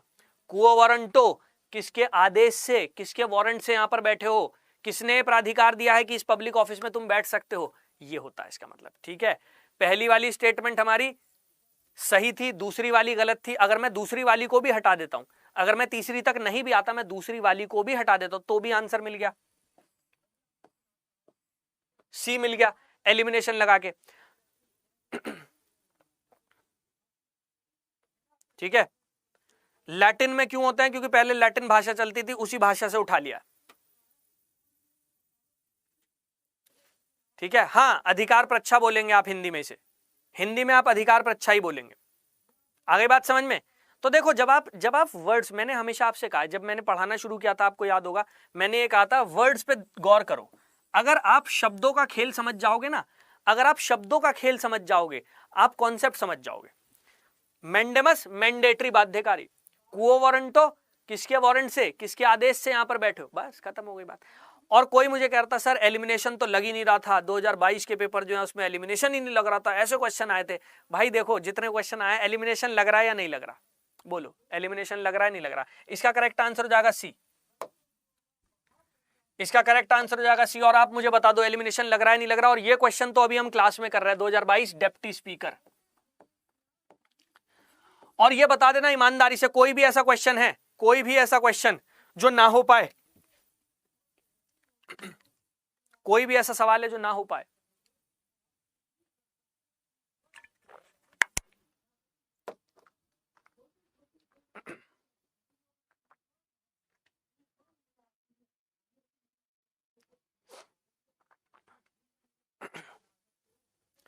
चलो नेक्स्ट पर आ जाओ, अगले पर आ जाओ। क्वेश्चन नंबर 8 डिप्टी स्पीकर पर है यार, हिंदी में भी दिखा देता हूं, एक सेकंड हिंदी में दिखा देता हूं। लोकसभा के उपाध्यक्ष, भाई स्पीकर शुरू किए थे हमने, यहां पर डिप्टी स्पीकर आ गए हैं। हमने स्पीकर शुरू किए थे और यहां डिप्टी स्पीकर पूछ लिया है। देख रहे हो, यूपीएससी को स्पीकर पे सवाल नहीं पूछा, डिप्टी स्पीकर पे पूछ लिया यूपीएससी ने। कोई बात नहीं बेटा, यूपीएससी को भी हम देख लेंगे, कोई दिक्कत नहीं है। यहां से एक बात और मैं समझाऊंगा आपको, एक चीज और समझना। जो भी मैंने आपको टॉपिक्स बताए हैं, जो भी मैंने 10 टॉपिक आपको बताए, high yielding topic, important topic, कुछ भी कह लो उन्हें, इंपॉर्टेंट टॉपिक। अब यहां पर एक चीज और ध्यान देने वाली है, अगर आपने गौर किया हो, एक चीज बहुत इंपॉर्टेंट है। कोई बात नहीं, लक्ष्मीकांत की भाषा नहीं समझ में आती है, क्लास में आ जाया करो, मैं समझा दूंगा। मैं तो देखो आसान भाषा में ही समझाता हूं, मैं तो सिंपल लैंग्वेज में ही समझाता हूं। अब मेरी एक बात समझ लेना, जो मैं आपसे कह रहा हूं, प्लीज ध्यान से सुनना। मैं सभी सब्जेक्ट के लिए कह रहा हूं, सिर्फ अपने नहीं, सभी सब्जेक्ट के लिए। मैंने आपको इंपॉर्टेंट टॉपिक्स तो बताए, लेकिन आपको क्या लगता है, क्या अभी तक यूपीएससी को समझ में नहीं आया होगा कि बच्चे बात समझ चुके हैं, टीचर्स जो बच्चों को पढ़ा रहे हैं वो ये बात समझ चुके हैं कि कुछ इंपॉर्टेंट टॉपिक ऐसे हैं जिनमें से ज्यादा क्वेश्चन बन रहे हैं?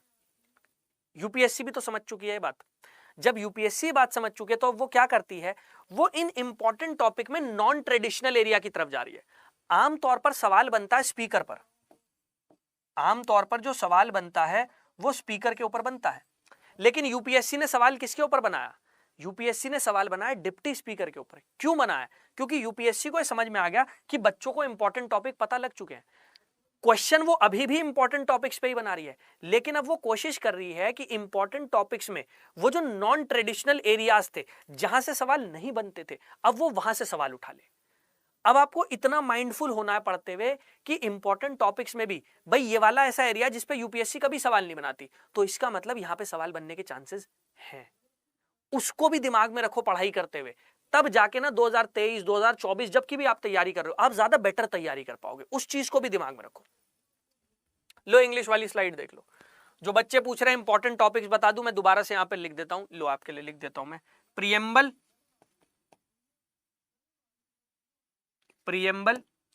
प्रियम्बल के बाद मैं कहूंगा फंडामेंटल राइट्स और directive principle of state policy. इसके बाद देखा जाए तो यूनियन एग्जीक्यूटिव,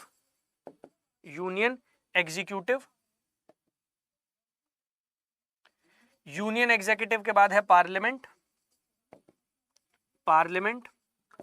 इसके बाद है आपका जुडिशरी, जुडिशरी में भी मैं कहूंगा सुप्रीम कोर्ट ज्यादा इंपॉर्टेंट है। जुडिशरी में सुप्रीम कोर्ट ज्यादा इंपॉर्टेंट है। फिर है हमारा अमेंडमेंट ऑफ द कॉन्स्टिट्यूशन, फिर है फेडरलिज्म, यहां पर एक चीज छूट गई थी, इमरजेंसी। ठीक है, 1 2 3 4 5 6 7 8 टॉपिक ये हो गए।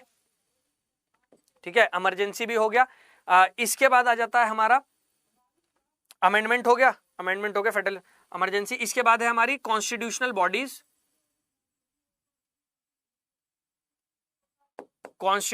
बॉडीज, और इसके बाद है आपकी लोकल गवर्नमेंट। यहां लिख देता हूं ऊपर, लोकल गवर्नमेंट। ये रहे इंपॉर्टेंट टॉपिक्स आपके। ये वो टॉपिक्स है जिनमें पिछले कई सालों में क्वेश्चन आते रहे हैं, और हमेशा से ये है यूपीएससी ज्यादातर इनसे ही पूछती है। मैंने पिछले 25 साल का पेपर एनालाइज किया, 25 भी नहीं, अब तो 27 हो गए। 27 ईयर्स के पेपर मैंने देखे हैं, पढ़े हैं, तो पिछले 27 सालों में यही वो एरियाज है जहां से बार बार बन जाते सवाल। अगर मैं कॉन्स्टिट्यूशनल बॉडीज की भी बात करता हूं तो इसमें इलेक्शन कमीशन, ईसी, बाकी बॉडीज पे नहीं बनता। कभी कभी ऐसा होगा सीएजी पे पूछ लिया, कभी कभी ऐसा होगा यूपीएससी पे पूछ लिया, लेकिन ज्यादा जो पूछा जाता है वो पूछा जाता है इलेक्शन कमीशन, ईसी पे। इतने टॉपिक पढ़ लो, आपकी पॉलिटी 95% कवर हो जाएगी। चलिए अब देख लेते हैं क्वेश्चन क्या है। अब क्वेश्चन पे वापस आने दो मुझे। With reference to deputy speaker of Lok Sabha, consider the following statement. Deputy speaker की बात हो रही है। देखिए, अभी हमने डेप्टी स्पीकर पढ़ा नहीं है, अभी हमने डेप्यूटी स्पीकर को पढ़ा नहीं है मैं, लेकिन फिर भी आपको थोड़ा सा बता देता हूं, थोड़ा सा मैं उसके बारे में आपको बता देता हूं। देखिए, हमने देखा था कि जितने भी सदन होते हैं, चाहे वो लोकसभा हो, चाहे वो राज्यसभा हो, चाहे वो राज्यों में विधानसभा हो, चाहे वो राज्यों में विधान परिषद हो, जितने भी होते हैं, जितने भी हमारे हाउसेज होते हैं, उन सब में प्रिजाइडिंग ऑफिसर होते हैं। कौन होते हैं? Presiding officer. जैसे लोकसभा के केस में कौन है?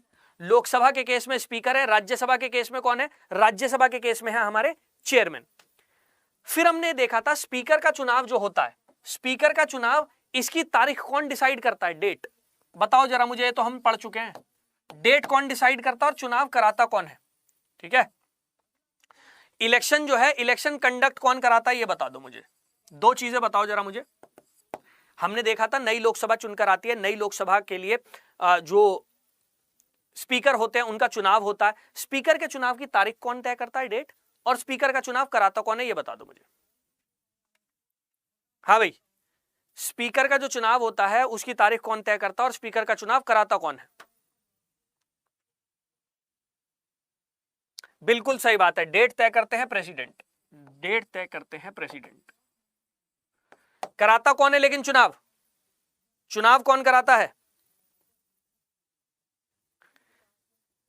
डेट तो प्रेसिडेंट ने डिसाइड कर दी, बिल्कुल सही बात है, लेकिन चुनाव कौन करा रहा है?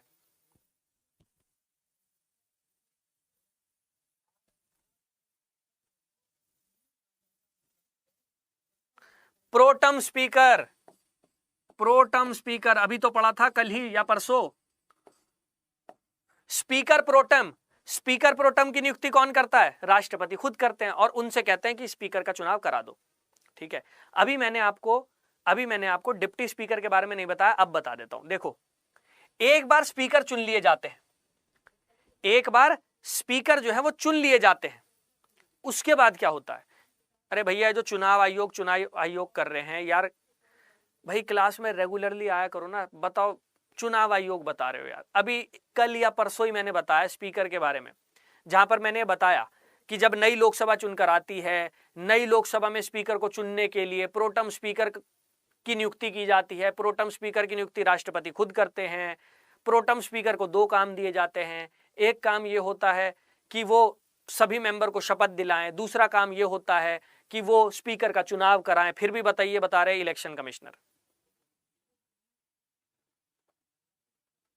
जबकि क्लास में साफ साफ ये बात बताई है।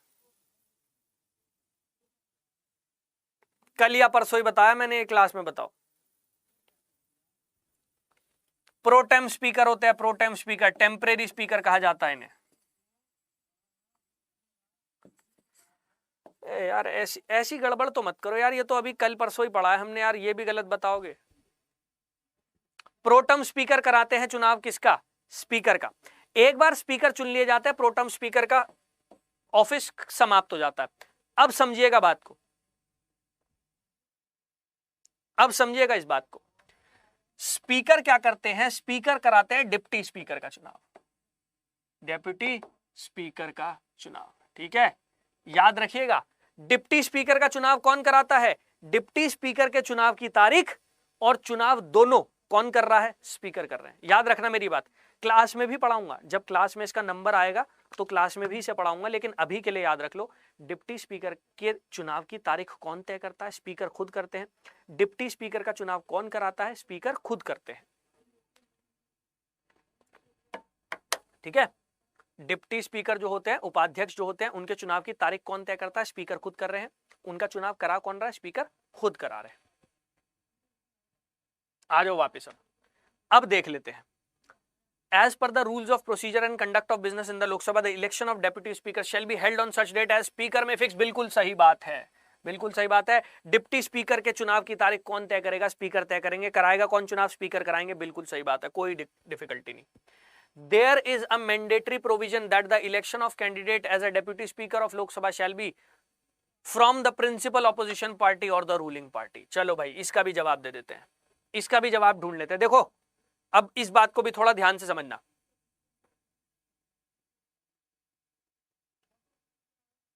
ठीक है, अब जरा इसको गौर से सुनना इस बात को। Till 10th Lok Sabha, till 10th Lok Sabha, Bharat में 10वीं लोकसभा तक, भारत में 10वीं लोकसभा तक क्या हुआ करता था? स्पीकर और डिप्टी स्पीकर दोनों। और देखो, अभी यहां बता रहा हूं ये बात, फिर मैं क्लास में जब ये पढ़ाऊंगा ना, पूछूंगा आपसे, और बेटा उस टाइम नहीं बताई ना अगर आप लोगों ने। अभी मैं यहां पर ये बता रहा हूं, और जब मैं क्लास में दोबारा पढ़ाऊंगा ना तो पूछूंगा आप लोगों से, और उस टाइम नहीं बताई ना तो सच बता रहा हूं, घर पे फोन कर दूंगा आप सबके, और आपके पेरेंट्स से कहूंगा ये पढ़ाई लिखाई नहीं करते हैं, ये मोबाइल लेके बैठे रहते हैं। वो पहले हुआ करता था ना, किताब लेके बच्चा बैठा रहता था, दिखाता था पढ़ाई कर रहा हूं, पढ़ता कुछ नहीं था। ये वही काम कर रहे हैं ये। ठीक है, स्पीकर और डिप्टी स्पीकर दोनों का पद चला जाता था रूलिंग पार्टी के पास, रूलिंग पार्टी। 10वीं लोकसभा तक क्या हुआ करता था? स्पीकर और डिप्टी स्पीकर दोनों का पद किसको सौंप दिया जाता था? वो चला जाता था रूलिंग पार्टी के पास, सत्ताधारी दल। ठीक है, सत्ताधारी दल।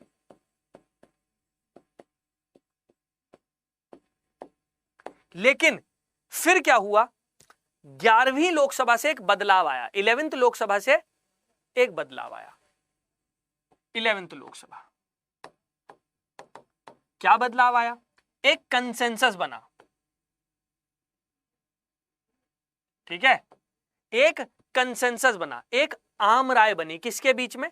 जितने भी पॉलिटिकल पार्टीज है, जितने भी राजनीतिक दल है, जितने भी पॉलिटिकल पार्टीज है, जितने भी राजनीतिक दल है, इनके बीच में एक आम सहमति बनी, आम राय बनी। क्या बनी? कि भाई स्पीकर का पद जो है स्पीकर का पद ये हम दे देंगे रूलिंग पार्टी को। मतलब जो चुनाव होगा स्पीकर का, उसमें जो रूलिंग पार्टी का कैंडिडेट होगा हम उसे जिता देंगे। लेकिन जो डिप्टी स्पीकर का पद होगा वो आप प्रिंसिपल ऑपोजिशन को देंगे। प्रिंसिपल ऑपोजिशन, इसका मतलब यह है जो विपक्ष में सबसे बड़ा दल है, विपक्ष में जो सबसे बड़ा दल है, उस सबसे बड़े दल का जो कैंडिडेट है उसको जिताकर डिप्टी स्पीकर बना दिया जाएगा। लेकिन यह क्या है? यह सिर्फ एक कंसेंसस है, संविधान में नहीं लिखा हुआ है, कॉन्स्टिट्यूशन में कहीं नहीं लिखा हुआ। ये सिर्फ एक आम सहमति बनी है 11वीं लोकसभा से पॉलिटिकल पार्टीज के बीच में। बात क्लियर हो गई? बोलो, बात क्लियर हो गई?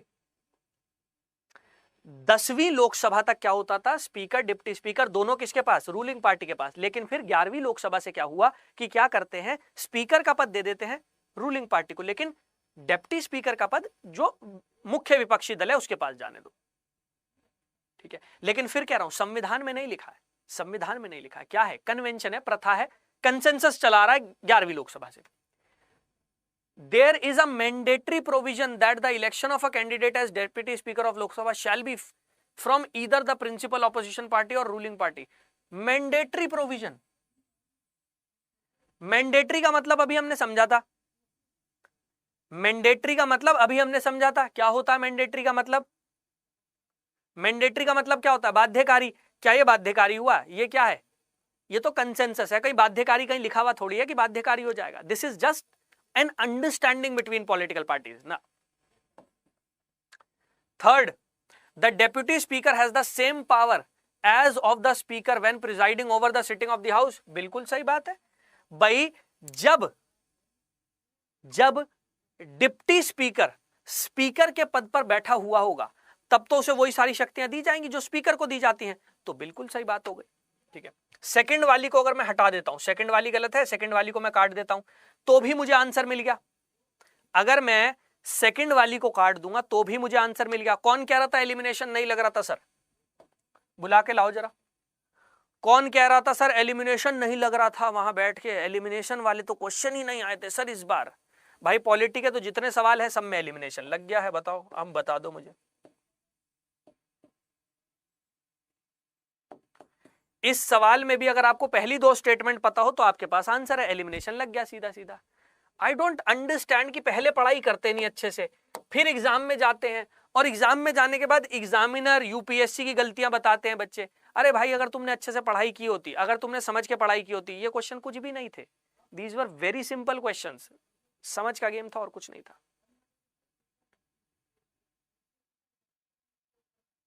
चलिए भाई नेक्स्ट क्वेश्चन अब आ जाते हैं 2021 के सवाल। 2021 के सवाल। ठीक है, 2021 के सवाल।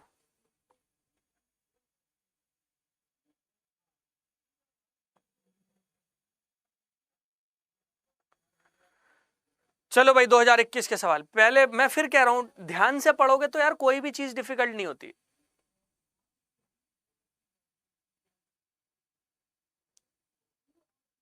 चलो 2021 के सवाल। A legislation which confers on the executive और administrative authority an unguided and uncontrolled discretionary power in the matter of application of law violates one of the following articles. हाँ भाई क्या होना चाहिए? आंसर बताओ जल्दी जल्दी।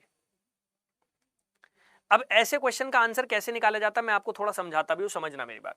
ठीक है, ये जो क्वेश्चंस है इनके आंसर कैसे निकाले जाते हैं मैं आपको वो भी समझा देता हूं। सबसे पहले ना, सबसे पहले क्या है? अरे भैया ये हिंदी में लिखा हुआ तो है, ये कौन संस्कृत भाषा है भैया? यार ये तो एक ये बड़ी दिक्कत हो गई है भैया। क्या लिखा हुआ है? नहीं ये क्या लिखा हुआ है मुझे बता दो, ये क्या है? ये क्या है? पाश्तो है, स्पेनिश है, फ्रेंच है, जर्मन है, रशियन है, कौन सी भाषा है ये बता दो मुझे। सर हिंदी, ये कौन सी भाषा है भैया? ये बता दो मुझे। इरिटेट करके रख दिया, sir Hindi sir Hindi sir Hindi. कौन सी भाषा है भैया? ये बताओ मुझे जरा।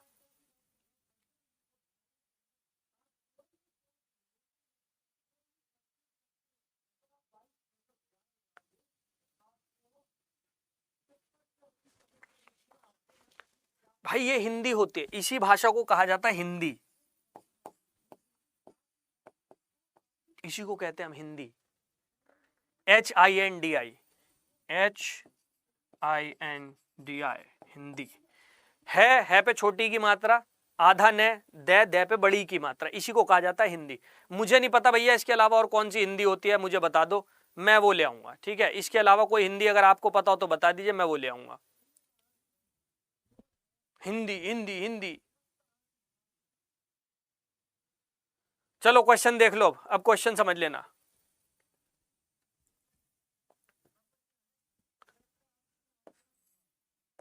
अब क्वेश्चन समझना। सबसे पहली बात तो ये ऐसे क्वेश्चन जो होते हैं ना, ऐसे क्वेश्चन, इनका आंसर कभी यहां पर नहीं मिलेगा। ऐसे जो बड़े बड़े सवाल होते हैं ना, बड़े बड़े क्वेश्चन, इनका सवाल कभी यहां पर नहीं मिलेगा। इनका सवाल आपको हमेशा यहां मिलेगा, सवाल में छुपा हुआ, क्वेश्चन में छुपा हुआ। देखो आपको करना क्या है, आपको कीवर्ड पहचानना है। आपको करना क्या है, आपको कीवर्ड पहचानना है। ठीक है, जैसे ये सवाल, अब मैं क्या करूंगा, मैं कोशिश करूंगा कीवर्ड को छांटने की। देखिएगा, अ लेजिस्लेशन, बात क्या हो रही है, लेजिस्लेशन। लेजिस्लेशन मतलब कानून, एक कानून, किसी कानून की बात हो रही है। ठीक है, किसी कानून की बात हो रही है, लेजिस्लेशन कानून की बात हो रही है। विच कन्फर्स ऑन द एग्जीक्यूटिव और administrative authority and unguided uncontrolled discretionary power. Unguided uncontrolled discretionary power.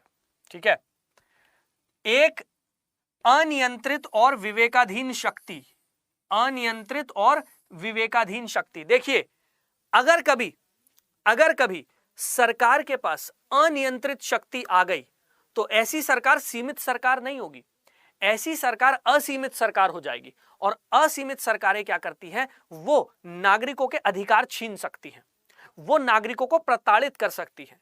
They can take away your fundamental rights. ठीक है, और सरकार के ऊपर सीमाओं की जो बात की गई है वो की गई है रूल ऑफ लॉ में, रूल ऑफ लॉ। देखिए मुझे क्या किया, मैंने जब क्वेश्चन पढ़ा, ठीक है, मैंने जब सवाल पढ़ा तो मैंने सबसे पहले क्या किया, मैंने इसमें छाटा कीवर्ड। कीवर्ड मुझे मिला, कानून की बात हो रही है और अनियंत्रित और विवेकाधीन शक्ति प्रदान कर रहा है, ऐसे कानून की बात हो रही है। अब मैं आऊंगा ऑप्शन पर और अब मैं छाटने की कोशिश करूंगा कि क्या होना चाहिए। यहां पर बात की गई है अनकंट्रोल्ड पावर की, rule of law. Rule of law जिसे नहीं पता, मैं आपको थोड़ा सा समझा देता हूं, विधि के शासन, रूल ऑफ लॉ के बारे में समझा देता हूं। रूल ऑफ लॉ, विधि का शासन।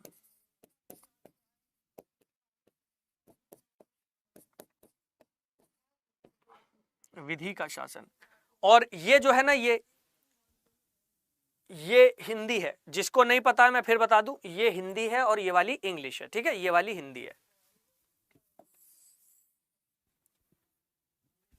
रूल ऑफ लॉ, विधि का शासन क्या कहता है? विधि का शासन ये कहता है कि समाज में जो शासन होना चाहिए, समाज को जो चलाया जाना चाहिए, वो किसके अनुसार चलाया जाना चाहिए? विधि के अनुसार, कानून के अनुसार। एक समाज जो होता है, उस समाज को विधि या कानून के अनुसार ही चलाना चाहिए। ऐसा क्यों? ऐसा इस वजह से क्योंकि जो कानून होता है, जो विधि होती है, वो एक प्रक्रिया के थ्रू बनाई जाती है, वो एक प्रक्रिया के जरिए ही बनाई जाती है। और जो कानून होता है वो सबके लिए समान होता है। कानून जो होता है वो सबके लिए समान होता है। कानून किसी के साथ भेदभाव नहीं करता, कानून छोटा बड़ा अमीर गरीब ये नहीं देखता। इसलिए एक समाज को जो चलाया जाना चाहिए वो विधि या कानून के हिसाब से चलाया जाना चाहिए। विधि के शासन की जो संकल्पना है, this concept of rule of law, ये बहुत सारे थिंकर्स ने दिया है, लेकिन जो इसे कंसोलिडेटेड फॉर्म में, एक प्रॉपर फॉर्मेट में दिया गया है, वो दिया गया है एवी डाइसी के द्वारा। एवी डाइसी वो थिंकर हैं, ये एक ब्रिटिश जूरिस्ट थे। जूरिस्ट का मतलब ये होता है प्रख्यात विधिवेता। ये एक ऐसे व्यक्ति थे जिन्हें विधि कानून की बहुत अच्छी समझ थी। तो एवी डाइसी एक ब्रिटिश जूरिस्ट हुए हैं, इन्होंने रूल ऑफ लॉ की संकल्पना दी है। इनकी रूल ऑफ लॉ की संकल्पना में इन्होंने 3 बात कही है, और 3 में से जो सबसे पहली बात बोली है, सबसे पहली वो बोली है absence of arbitrary power. Arbitrary power, arbitrary power का मतलब होता है बच्चे मनमानी शक्ति।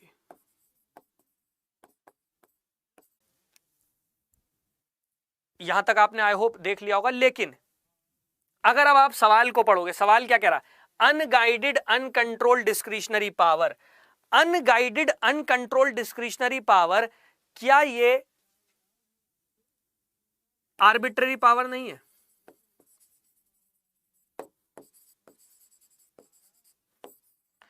क्या यही अनियंत्रित विवेकाधीन शक्ति नहीं है?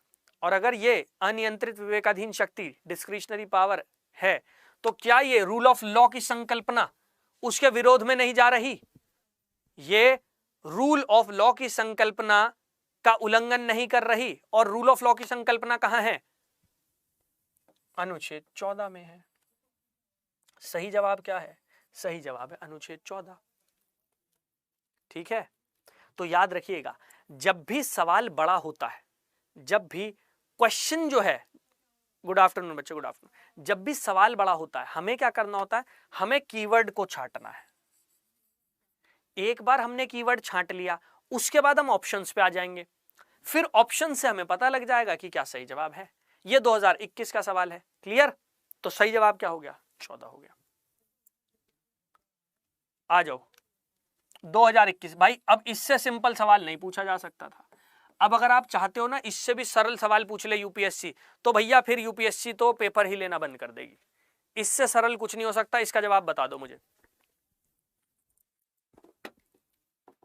हाँ भाई, इसका जवाब बता दो, इससे सरल कुछ नहीं हो सकता।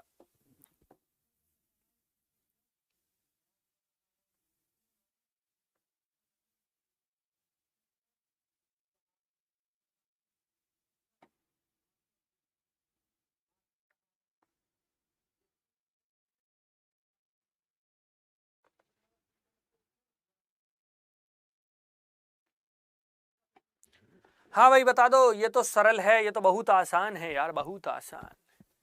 देखो ये जो क्वेश्चन है, ये जो क्वेश्चन है, इसका जवाब छुपा है प्रीएम्बल में।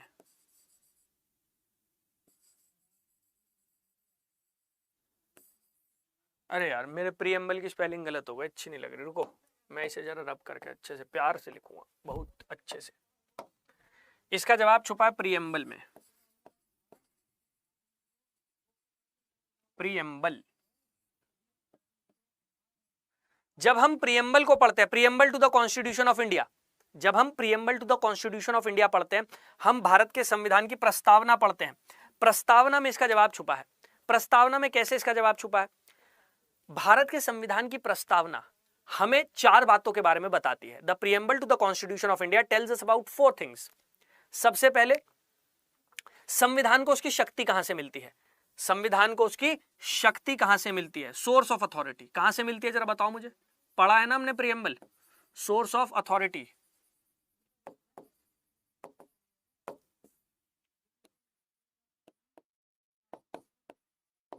प्राधिकार का स्रोत, हाँ भाई, प्राधिकार का स्रोत क्या है? भारत के संविधान के प्राधिकार का स्रोत क्या है, जरा बताओ मुझे।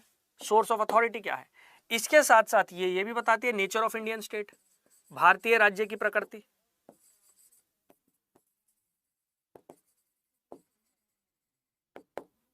भारतीय राज्य की प्रकृति। हाँ भाई, प्राधिकार का स्रोत क्या है, जल्दी जल्दी बताओ।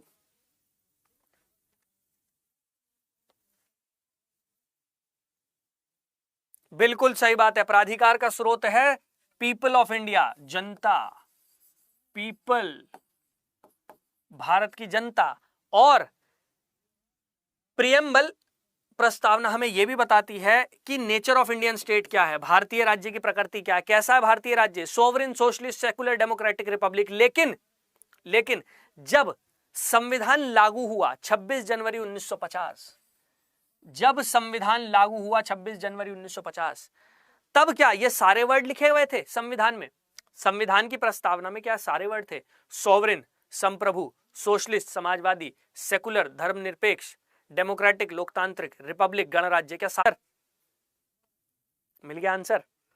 अब एक चीज और समझ लेना, यहां पर मैंने आपसे क्या कहा था, टॉपिक बताए थे, 10 टॉपिक बताए थे। 10 टॉपिक में सबसे पहला कौन सा लिखा था मैंने? प्रियम्बल ही लिखा था। 10 टॉपिक समझाए थे, 10 में सबसे पहला कौन सा था? प्रियम्बल ही था। 2021 में प्रियम्बल पे सवाल उठा हुआ है। मैं फिर कह रहा हूं, जो मैं टॉपिक बता रहा हूं उन्हें पढ़ लो आप खुद देखना 95% तक जो आपके सवाल बनेंगे आपको आते होंगे, आपको पता होंगे, क्यों? क्योंकि यहीं से बनने वाले हैं और कहीं नहीं जाएगा। देखो प्रियम्बल में सवाल पूछने का तरीका बदला है, प्रियम्बल से सवाल पूछ रहे हैं अभी भी। मैंने आपसे क्या कहा, ट्रेडिशनल क्वेश्चन जैसे बनते थे अब वो तरीका बदलना पड़ेगा यूपीएससी को। क्यों बदलना पड़ेगा? क्योंकि टॉपिक तो वही रह रहे हैं, लेकिन उनमें से बनने वाले सवाल जो थे वो खत्म होते चले जा रहे हैं। तो अब नए तरीके से जब सवाल बनेगा तो फिर हमें समझना पड़ेगा ना किस तरीके से बनता है। प्रियम्बल पे ही क्वेश्चन है लेकिन तरीका बदल दिया है, उस तरीके को समझो।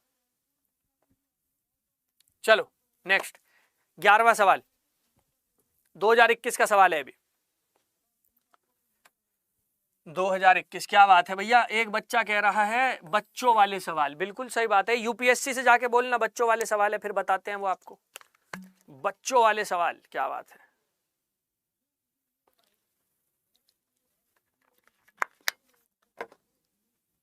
शिवांगी जी, अगर मेरा लेक्चर देख भी लेंगे, देखने दो। एक बात बताओ, 27 साल का इतिहास है ये यूपीएससी का, 27 ईयर्स। पिछले 27 साल का इतिहास है यूपीएससी का, कि इसके बाहर गई नहीं है यूपीएससी, ना जा सकती। देख लेंगे तो भी यहीं से पूछेंगे, तरीका बदलेंगे, पूछेंगे यहीं से। चलो भाई next, under the Indian constitution concentration of wealth, oh my God, concentration of wealth. भारतीय संविधान के तहत धन का संकेंद्रण किसका उल्लंघन करता है? धन का संकेंद्रण, धन के संकेंद्रण की बात करें। अच्छा, मैंने जब ये टॉपिक लिखे थे मैंने क्या डीपीएसपी लिखा था इनमें? जरा मुझे याद दिलाना, राज्य के नीति निर्देशक सिद्धांत लिखा था क्या मैंने इन 10 टॉपिक में? हाँ मेरे बच्चों, जब मैंने राज्य के नीति निर्देशक सिद्धांत 10 टॉपिक लिखे, मैंने इनमें डीपीएसपी लिखा था क्या? एक बार मुझे बताओगे आप? प्रियम्बल तो लिखा था, मुझे याद है, प्रियम्बल तो मैंने लिख दिया था, डीपीएसपी लिखा था। तो 2021 का पहला सवाल प्रियम्बल से था, दूसरा सवाल डीपीएसपी से, राज्य के नीति निर्देशक सिद्धांत। अनुच्छेद 36 से लेकर 51, आर्टिकल नंबर 36 से लेकर आर्टिकल नंबर 51। और आप लोगों को पता होगा, याद होगी ये बात, जब मैंने डीपीएसपी आपको टॉपिक पढ़ाया था, मैंने अलग से बात बोली थी, कि कॉन्सेंट्रेशन ऑफ वेल्थ पे क्वेश्चन आया, उस पर फोकस करना। देखिए आर्टिकल नंबर 36 से 51 तक है हमारे राज्य के नीति निर्देशक सिद्धांत, डीपीएसपी राज्य के नीति निर्देशक सिद्धांत। राज्य के नीति निर्देशक सिद्धांत में एक आर्टिकल है, आर्टिकल नंबर 39, यहां लिख रहा हूं, आर्टिकल नंबर 39। आर्टिकल नंबर 39 में बहुत सारे सब पार्ट्स है, सब क्लॉजेज है। आर्टिकल नंबर 39 में बहुत सारे सब पार्ट है, सब क्लॉजेज है, जिसमें एक पार्ट है 39C। आर्टिकल नंबर 39 के सब पार्ट सी में यह बात लिखी गई है कि यह राज्य की जिम्मेदारी है। किसकी जिम्मेदारी है? राज्य की जिम्मेदारी है कि वो इस बात को सुनिश्चित करे कि हमारे यहां जो इकोनॉमिक सिस्टम चल रहा है, हमारे यहां जो भी इकोनॉमिक सिस्टम चल रहा है, उसकी वजह से कॉन्सेंट्रेशन ऑफ वेल्थ नहीं होना चाहिए, धन का संकेंद्रण नहीं होना चाहिए। क्यों नहीं होना चाहिए? जिससे समाज में आर्थिक समानता आ सके। भाई अगर धन का संकेंद्रण होने लग गया तो समाज में आर्थिक समानता कैसे आएगी? नहीं आ पाएगी। और इसी वजह से आर्टिकल नंबर 39 के सब पार्ट सी में यह बात साफ साफ लिखी गई है कि यह राज्य की जिम्मेदारी है कि वो इस बात को सुनिश्चित करे धन का संकेंद्रण ना हो। करेक्ट आंसर क्या हो जाएगा? बी हो जाएगा, क्योंकि क्वेश्चन क्या, under the Indian constitution concentration of wealth violets article 39C, क्योंकि आर्टिकल 39C में ही ये बात लिखी गई है। तो क्या हो जाएगा आंसर? डीपीएसपी राज्य के नीति निर्देशक सिद्धांत। ठीक है, चलो आगे बढ़ रहा हूं। Question number 12, right to property. Fundamental rights लिखे थे क्या मैंने उसमें? हाँ भाई बच्चों जल्दी बता दो मुझे, फंडामेंटल राइट्स लिखे थे क्या मैंने उसमें? मैंने 10 टॉपिक लिखे थे, उसमें फंडामेंटल राइट्स लिखे थे?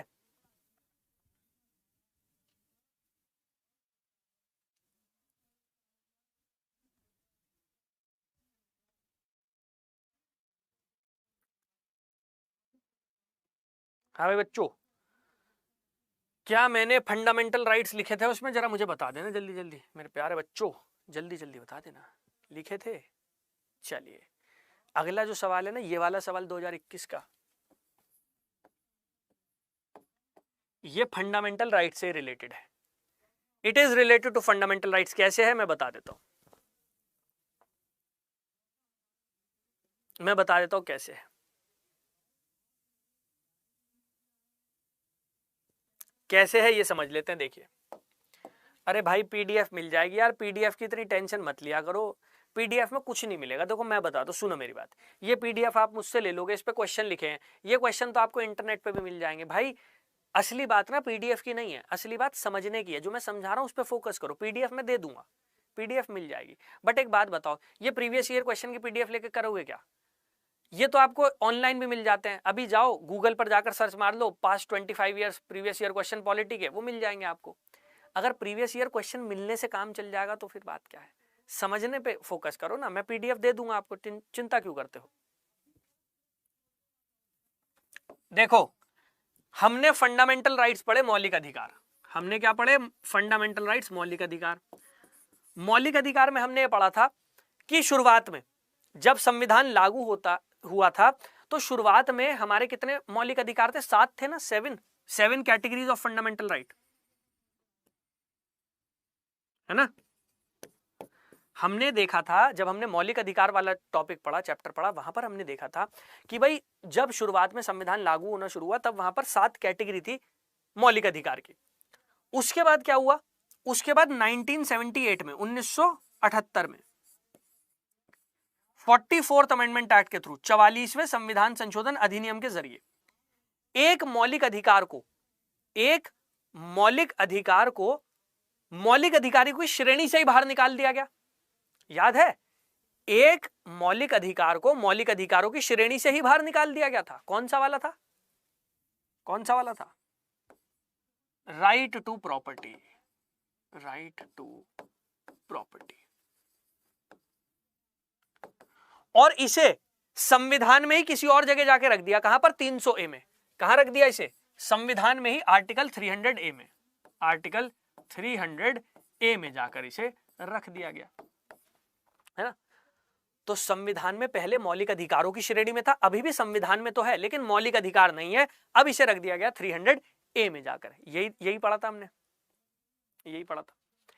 तो मतलब फंडामेंटल राइट्स में पढ़ लिया हमने इसके बारे में। इसका करेक्ट आंसर मैं आपको बताता हूं, इसका करेक्ट आंसर है legal right available to any person. Fundamental right नहीं है, लीगल राइट अभी भी है। लीगल राइट क्यों है? क्योंकि कॉन्स्टिट्यूशन में तो शामिल है, 300A में है, और वहां पर यह बात लिखी गई है एनी पर्सन।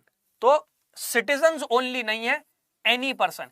क्योंकि जब आप 300A की लैंग्वेज को पढ़ते हो, जब आप 300A की भाषा को पढ़ते हो, लैंग्वेज को पढ़ते हो, तो लैंग्वेज में बात लिखी गई है कि किसी को भी दिया जा रहा है, ठीक है? तो एनी पर्सन है, ठीक है बच्चों? और ये भी याद करा दो मुझे, जरा मुझे ये भी याद करा दो, इसे फंडामेंटल की कैटेगरी से निकाला क्यों गया था? जिन बच्चों ने वो लेक्चर अटेंड किया था, जरा मुझे ये याद दिला दो, हमने राइट टू प्रॉपर्टी को, संपत्ति के अधिकार को मौलिक अधिकार की श्रेणी से बाहर क्यों निकाला था? जरा मुझे ये भी बता दो, अगर आप लोगों को याद हो तो।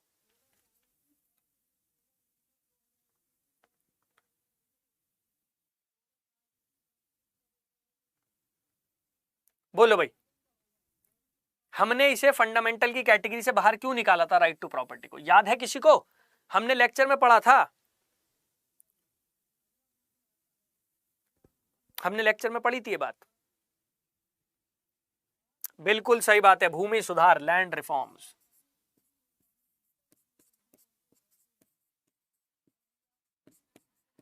लैंड रिफॉर्म्स, लैंड रिफॉर्म्स में प्रॉब्लम हो रही थी। क्यों प्रॉब्लम हो रही थी? क्योंकि जब जमींदारों की जमीन छीनी जाती थी, जब जमींदारों की भूमि छीनी जाती थी, वो कहां चले जाते थे? सुप्रीम कोर्ट, कि भैया हमारे तो मौलिक अधिकार छीन लिए गए हैं, और इसी वजह से हमने निकाल दिया बाहर। चलो भाई, इसका करेक्ट आंसर था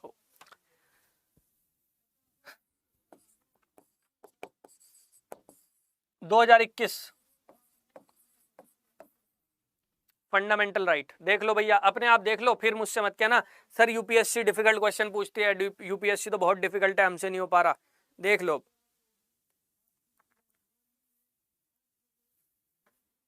बिल्कुल सही बात है, बिल्कुल सही बात है। भूमि सुधार, redistribution of land, very good, बहुत बढ़िया।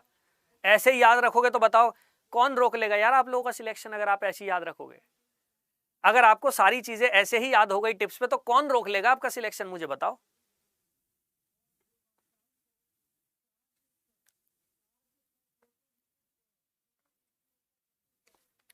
क्वेश्चन किस पे है? Fundamental right. फंडामेंटल राइट को किससे कनेक्ट किया गया? Current affairs, current affairs.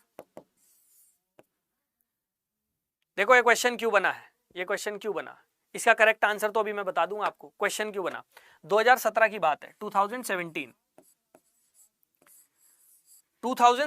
में एक बहुत इंपॉर्टेंट केस आया था, एक बहुत इंपॉर्टेंट जजमेंट आया था सुप्रीम कोर्ट का, के एस पुट्टास्वामी जजमेंट, के एस पुट्टास्वामी।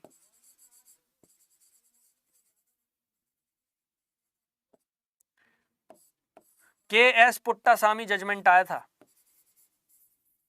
ठीक है। 2017 की बात है, के एस पुट्टास्वामी केस था, के एस पुट्टास्वामी जजमेंट आया था। के एस पुट्टास्वामी जजमेंट में सुप्रीम कोर्ट ने कहा था राइट टू प्राइवेसी, निजता का अधिकार,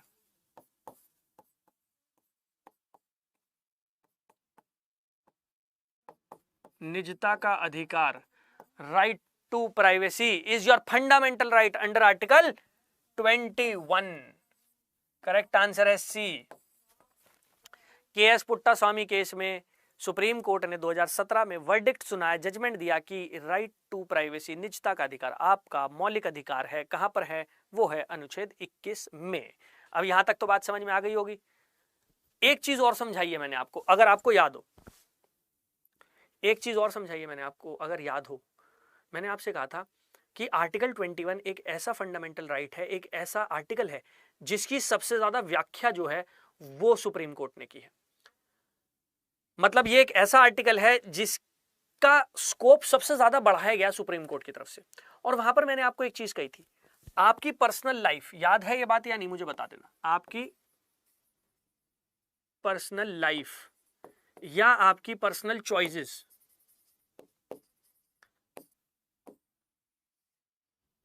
आपका निजी जीवन या फिर आपकी निजी चॉइस जो होती है, उससे संबंधित अगर कोई भी अधिकार के बारे में सवाल उठता है तो उसे कहां पर रख देना, याद है बात? पर्सनल लाइफ या पर्सनल चॉइस से रिलेटेड कोई भी सवाल उठे, कोई भी फंडामेंटल राइट की बात हो, उसे उठा के कहां रख देना है हमें? हमने उसे उठा के रख देना है आर्टिकल नंबर 21 में। सिंपल है ना, सिंपल है बात। अगर ये छोटी छोटी बातें याद रखोगे ना तो क्वेश्चन सारे हो जाएंगे, कोई टेंशन नहीं होगी। और मैं देख रहा हूं लाइक्स की संख्या बड़ी कम है, अभी तक तो यार 200 हो जाने चाहिए थे। अभी तक ना लाइक्स की संख्या मेरे हिसाब से 200 हो जानी चाहिए थी। कहीं ना कहीं आप लोगों ने कंजूसी दिखाई है। चलो 2021 का सवाल, इसका जवाब भी देखते हैं क्या होगा और कैसे निकाला जाएगा। और आपने जो पढ़ा है उसी से निकलेगा, आपने जो पढ़ा है उसी से निकलेगा। इसका जवाब देखिएगा आप, बताइए। हाँ भाई बताओ इसका जवाब क्या होना चाहिए। और आपने जो पढ़ा है ना, देखो लिमिटेड नॉलेज से अनलिमिटेड आंसर्स निकलेंगे, देखिएगा आप।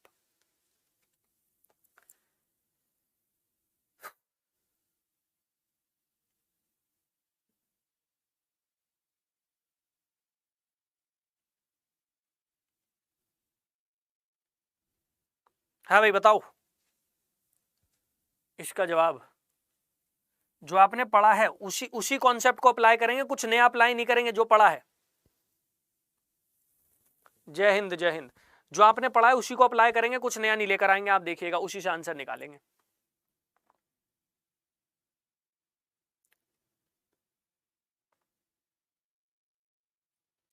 देखिए, with reference to India consider the following statement, भारत के संदर्भ में निम्नलिखित कथनों पर विचार करें। There is only one citizenship and one domicile in India. चलो भाई, पहली वाली स्टेटमेंट मान लेते हैं नहीं आती, ठीक है, पहली वाली स्टेटमेंट मान लेते हैं नहीं आती, फिलहाल के लिए मैं इसे छोड़ देता हूं। हमने राष्ट्रपति वाला चैप्टर पढ़ा है, प्रेसिडेंट? अच्छा ये बता देना बस मुझे, क्या हमने राष्ट्रपति वाला चैप्टर पढ़ा है, प्रेसिडेंट वाला चैप्टर पढ़ा है? राष्ट्रपति, प्रेसिडेंट,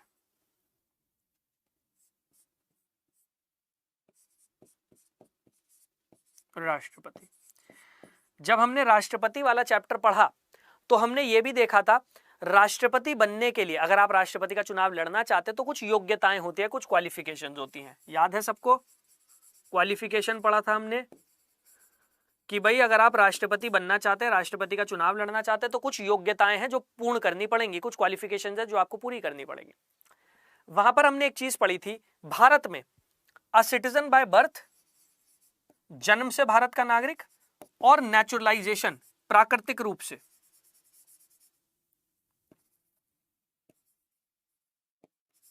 और नेचुरलाइजेशन, प्राकृतिक रूप से, दोनों ही रूप से अगर कोई भारत का नागरिक है तो वो राष्ट्रपति का चुनाव लड़ सकता है। सिटीजन बाय बर्थ, जन्म से भारत का नागरिक, और प्राकृतिक रूप से जो भारत का नागरिक बना है, नेचुरलाइजेशन, दोनों ही लड़ सकते हैं। लेकिन यूएसए में हमने पढ़ा था कि केवल बाय बर्थ ही, अगर आप यूनाइटेड स्टेट्स ऑफ अमेरिका, संयुक्त राष्ट्र अमेरिका के जन्म से ही नागरिक हो तभी आप यूनाइटेड स्टेट्स ऑफ अमेरिका में राष्ट्रपति का चुनाव लड़ सकते हो। हमने बात पढ़ी थी, याद है ना? हमने बात पढ़ी थी। यहां पर क्या कह रहे हैं? A citizen by birth only can become the head of state. गलत। भारत में जन्म से भारत के नागरिक और प्राकृतिक रूप से जो भारत का नागरिक बना, नेचुरलाइजेशन, दोनों ही राष्ट्रपति बन सकते हैं। तो सेकंड स्टेटमेंट तो गलत। और इसके साथ साथ मैंने आपको कई बार एक चीज और बताई है, ओनली वाली स्टेटमेंट तो 99% गलत हो जाती है। ओनली वाली स्टेटमेंट जो होगी, क्या होगा उनके साथ? 99% वो क्या है? रॉन्ग।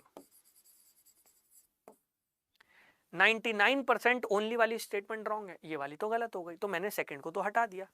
अब मैंने सेकंड को हटा दिया भाई, जब मैंने सेकंड को हटा दिया तो मेरे पास बच गई फर्स्ट स्टेटमेंट और मेरे पास बच गई थर्ड स्टेटमेंट। थर्ड स्टेटमेंट जो है, इसके लिए मुझे कुछ भी ज्ञान होने की आवश्यकता नहीं, इसके लिए मुझे सिर्फ और सिर्फ थोड़ी सी समझ होने की आवश्यकता, कॉमन सेंस, मैं इसे कहूंगा कॉमन सेंस होने की जरूरत है मेरे पास।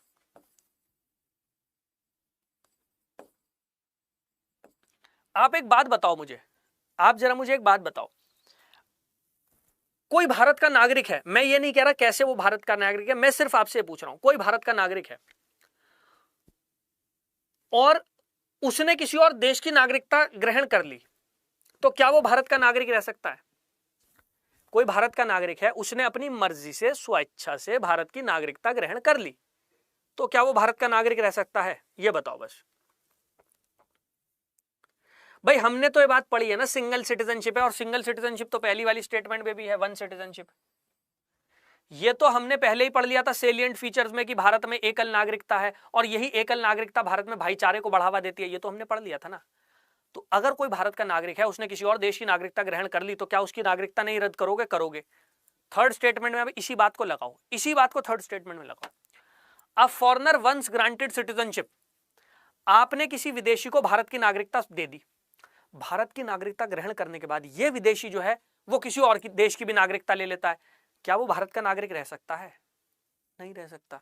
तो भाई ये तो पहली स्टेटमेंट और तीसरी स्टेटमेंट को ही एक दूसरे में लगा दोगे तो ही पता लग जाएगा गलत है। और एक और बात यार, ये तो देखो समझदारी वाली बात है, ये तो समझदारी वाली बात है। ऐसा थोड़ी हो सकता कि आप किसी को अगर नागरिक बना देते हो भारत का, आप उसकी नागरिकता छीन ही नहीं सकते। अगर वो देश के साथ गद्दारी कर रहा है तो क्या उसकी नागरिकता नहीं छीनोगे? अगर उसने नागरिकता गलत तरीके से ली है तो क्या उसकी नागरिकता नहीं छीनोगे? ये तो गलत हो जाएगा अगर आप नहीं छीनते। तो थर्ड वाली स्टेटमेंट तो कॉमन सेंस के हिसाब से ही गलत बैठ जाती है। क्या हो जाएगा आंसर? तो यूपीएससी के एग्जाम में ना कभी कभी परीक्षा में, परीक्षा हाल में कॉमन सेंस भी बहुत काम आती है, तो कॉमन सेंस भी लगा लेना, ठीक है। 2 घंटे हो गए, यहीं रोकते हैं सेशन को। आपके चक्कर में मैंने सेशन और खींच दिया था, मैंने कहा चलो कोई नहीं, अपने ही बच्चे हैं, प्यारे प्यारे बच्चे, आज इनके लिए सेशन और खींच दो, तो यहीं रोकता हूँ क्लास को, ठीक है। तो क्लास को ही रोकता हूँ, एक बार सेशन को लाइक कर दीजिएगा, लाइक नहीं किया है तो सेशन को जल्दी से लाइक कर दीजिएगा, चैनल पे नए हैं तो चैनल को सब्सक्राइब कर लीजिएगा, ठीक है। और हाँ, कुछ इसके बाद भी क्लासेस होंगी, तो उन क्लासेस में जो है, जैसे हमारे रुद्र सर यहाँ पे खड़े होकर ऐसे ऐसे कर रहे हैं, मुझे हाँ डराने की कोशिश कर रहे हैं सर। मतलब मेरे बच्चे जो है ना, ये मुझे डरने नहीं देते हैं। ये बच्चे जो है मेरे, ये बच्चे मेरी स्ट्रेंथ है, मेरी कामयाबी का हिस्सा है, मेरी कामयाबी का राज है, तो ये मुझे डरने नहीं देते। ये आ गए हमारे रुद्र सर, इन्होंने साइंस और टेक्नोलॉजी की बड़ी बढ़िया क्लास ली थी कुछ दिन पहले, आपने देखा भी होगा, रॉकेट का फ्यूल खत्म कर दिया था सर ने, तो ये वही हमारे रुद्र सर हैं। हाँ रुद्र सर। तो कैसे हैं स्टूडेंट्स सभी आप लोग, कैसी चल रही है क्लासेस? ऑब्वियसली सर पढ़ा रहे तो अच्छी चल रही होंगी, यस और नो? सो सर बिल्कुल पूरा माहौल के साथ आपके एक एक कमेंट्स को एक एंगल पे रखा हुआ है ताकि तुरंत त्वरित प्रभाव से रिप्लाई दे दे। वाकई में सर आपसे सीखना पड़ेगा बहुत कुछ। धन्यवाद सर। टेक्नो, हाँ। Good afternoon everyone, good afternoon. चलिए दीपेश सर को भी ले आते हैं साथ में एक बार। आइए गुरुजी, आइए आइए आइए आइए, नाम ले दिया था। Hello guys, very good afternoon all of you. कैसे हैं आप सब? मुझे लगता है कि आपकी तैयारी एकदम बढ़िया गुरुजी। चलिए, सिविल सर्विस फाइन। चलिए, तो जैसा कि आप लोगों ने देखा, अंकित सर सुबह से आपके साथ यहाँ पर उपस्थित हैं, उसी तरीके से एक क्लास और बाकी जो 247 की पूरी टीम जो है यूपीएससी की, वो आपके लिए यहाँ पर तैयार रहती है, आपके सिलेक्शन को जल्दी से दिलवाने के लिए और आपकी तैयारी को पूरा करवाने के लिए। हम लोग, मैं, अंकित सर, रुद्रा सर और मैं, या हम जितने भी हम मेंटर्स हैं यहाँ पर, उन सबकी सिर्फ एक कोशिश